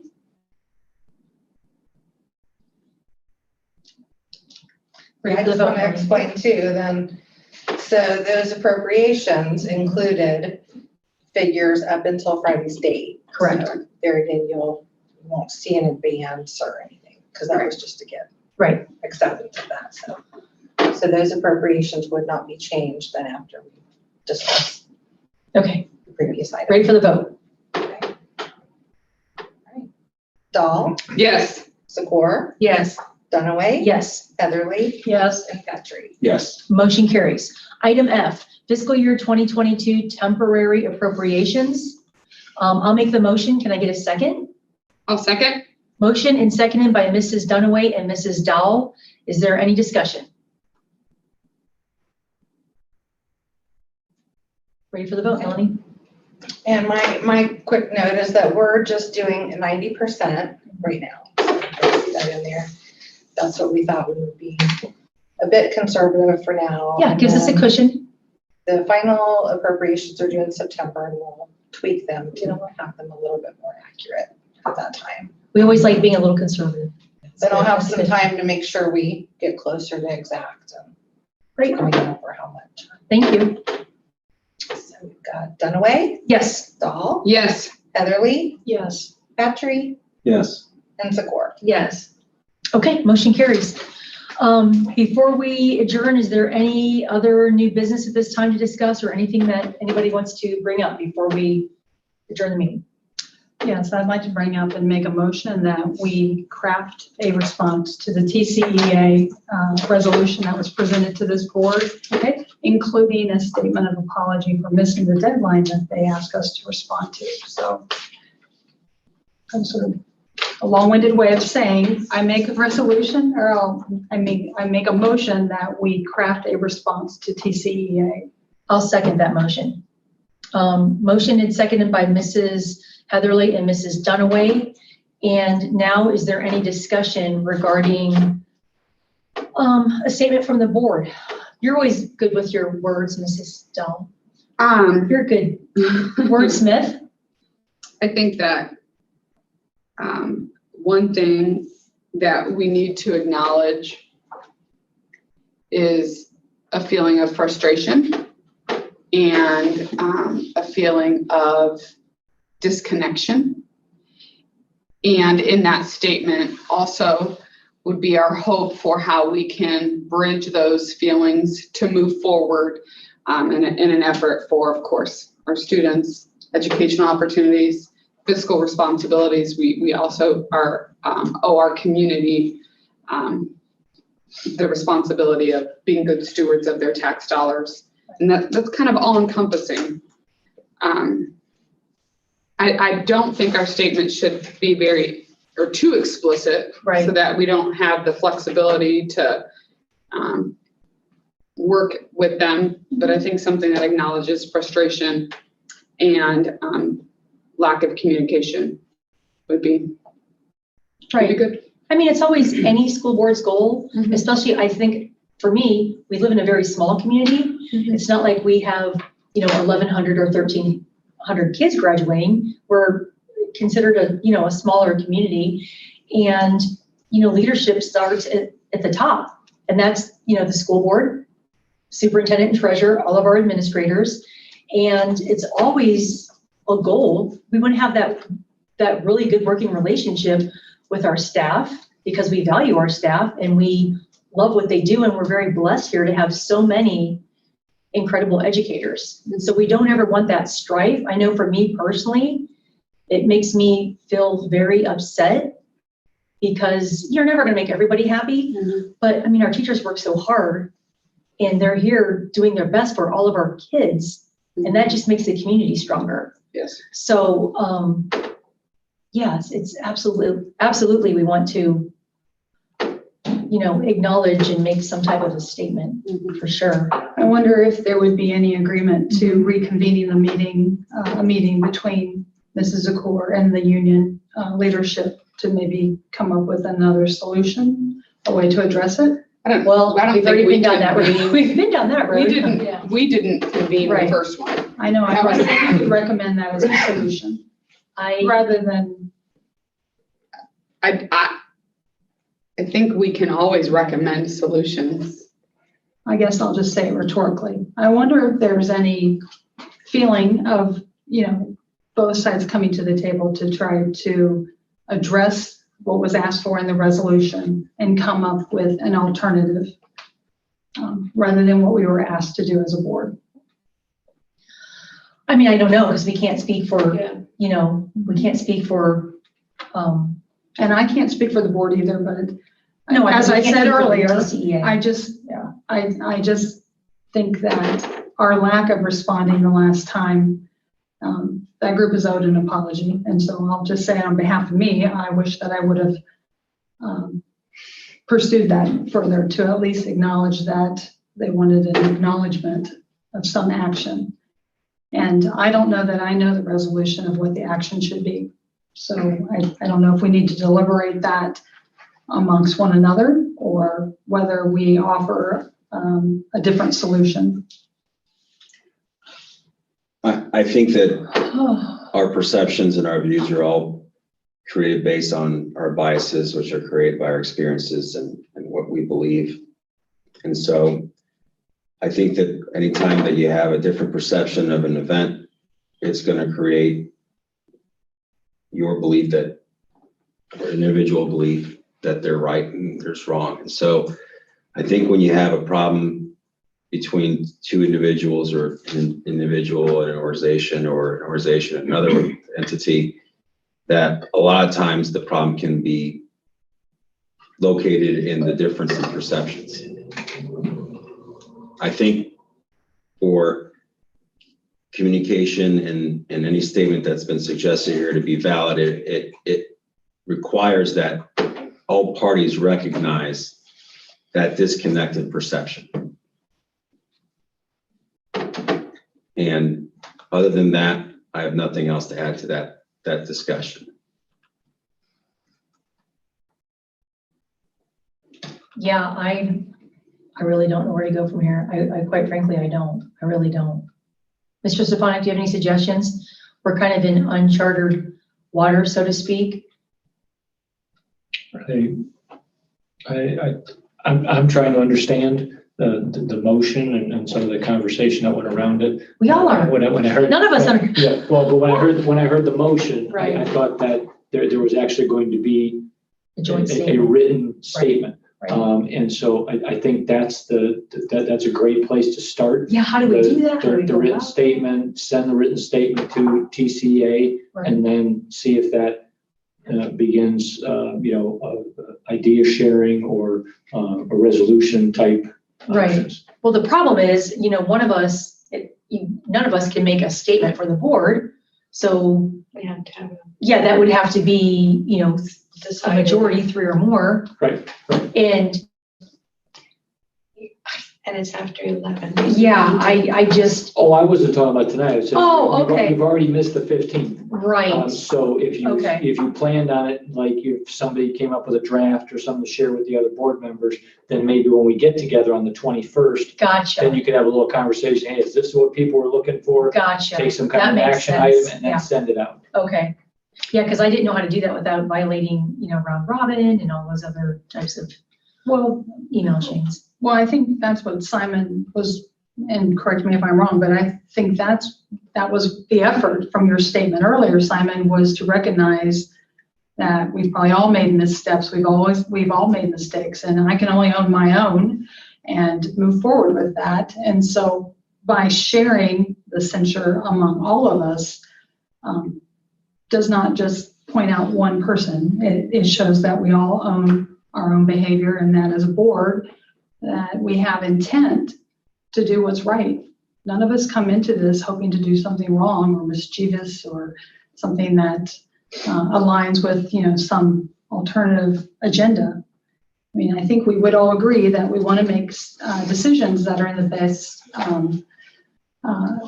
the best decisions are for the students that we serve. A lot of times the decisions that we make may not have a direct effect on the students. And so I think, when we get to the specificity of censuring one, I like the idea of us sharing that. And maybe that could be the crux of the statement, is that I know for me, for the mistakes that I have made, I have not done that maliciously. Although, again, based on what Simon said, it could be based on your perception of what my sincerity is with that. So I don't want this to be picked apart so that we all sort of point fingers at what each other's done wrong. I think that if we're going to regain the trust of our community, we have to show a consensus that we're all willing to move forward and not move forward with all this baggage that keeps tripping us up. And I think this is part of the discord that our community is telling us, and they want us to work better together. So rather than point the finger of blame at one board member, I would be in agreement to some sort of statement that shares that commitment moving forward. So Mr. Stefanik made us, we do have a motion on the table, by the way, a motion in a second, which we have to get to, but maybe everybody bring a few sentences on the 21st and we kind of, I mean, we've discussed it, so it's not like there's anything new, hopefully, to add to the conversation. So if we each bring a couple of sentences, hopefully it won't take that long to maybe work something out on the 21st. Well, I'll go back. To that end, I don't want it to drag on forever. Right, do people want to send a couple of suggested statements to me? And then between Ms. Robbins and myself? Yeah. We could create a draft? I wonder, based on my earlier statement, I wonder if we are, with us talking about this publicly and the invitation, would TCEA be open to another solution? I would recommend that question's asked. And There's no one here who can respond to it. Right. respectfully, Mr. Stefanik, I think, I don't think it's appropriate for you to take different perceptions of board members relate to an issue that pertains to really a political issue between the board members and other entities or other constituents and put that into a statement coming from you. I think that has to be deliberated upon in a public meeting and then discussed. And so to me, the solution to that, because of that issue, is that we table this discussion for that period of time. People can bring something that they feel should be added. There's deliberation related to the content of the statement. And after that, we ultimately vote on some product that results as consensus is built, is my suggestion. So one thing one thing I do like is kind of taking what Joellen said, and if TCEA does reach out to you and wants to offer something, like we're open to that. So that could be part of the conversation on the 21st? Yeah. Okay. All right, so back to the original motion. It sounds like we're gonna table it, but we have to vote on the original motion. Which was yours. your statement. Yeah, your motion and my second. But I have a question. Oh, yes, While ma'am. we're going through this. Am I revising the agenda from when you're saying a motion? Because I just have a motion to adjourn. So I've been typing my notes in. Right. Sometimes after we leave an executive session, we come back into session and there could be a motion to take action based on the discussion. Right. And I think that's what this is. You know what I think? This is what I think, It's a because new- we didn't say when we came out whether or not, we didn't say we anticipate action. Yeah, we did. We said there could be. And I invited Mr. Stefanik and Mrs. Oh, we did? Fox. Okay. Yeah, so we said there could be. In essence, it's a new piece of new business, but it comes underneath executive session. Right. So.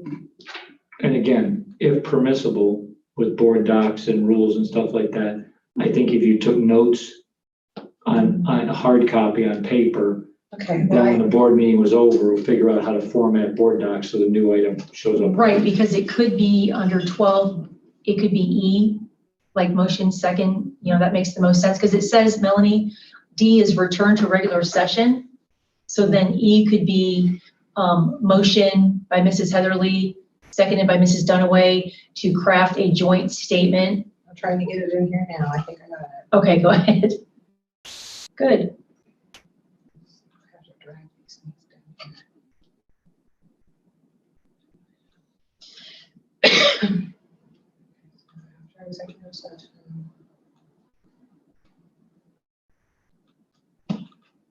And that doesn't mean it has to be tonight. It's just So a the new category motion and a is second for called- a statement. What would be called? New business? Is that what you said? Just Melanie. joint statement, Joint statement. Yeah, joint board of education. yeah, joint board statement.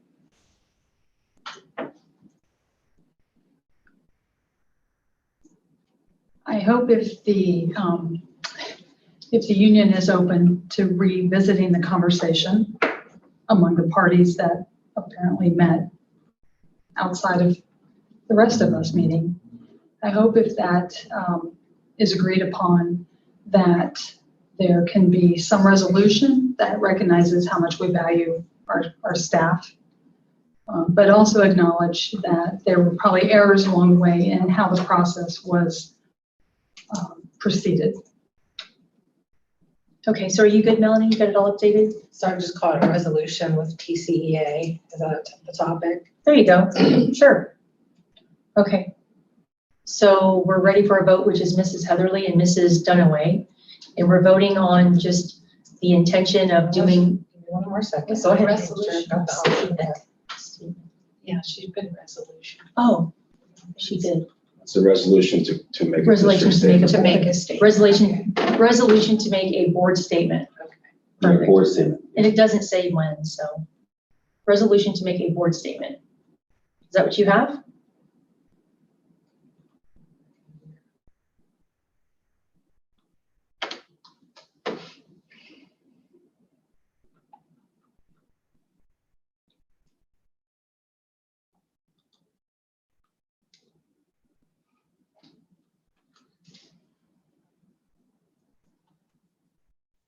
Resolution to make. A board statement.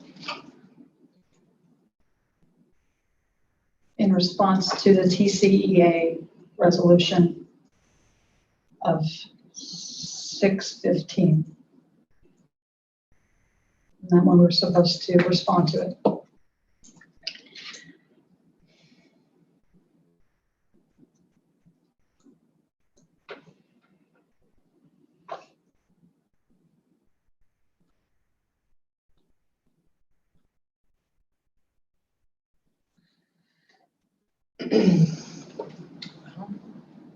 So resolution, make a board statement in response to TCEA. So that's just the item on the Yeah, agenda. that's good. Mrs. Heatherly and Mrs. Dunaway, motion second.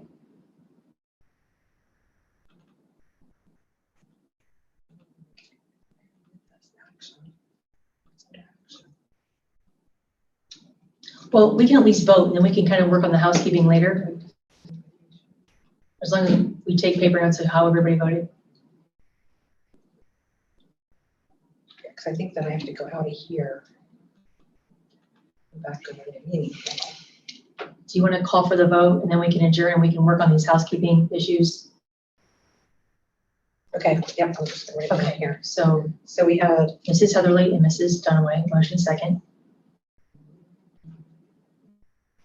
Okay. Dahl?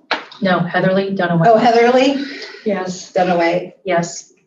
Dahl? Yes. Patrick? No. And Zakor? Yes. Okay, motion carries. I'm going to make a motion to adjourn the meeting. Can I get a second? Second. Motion and seconded by Mrs. Dunaway and Mrs. Dahl. Ready for the vote, Melanie?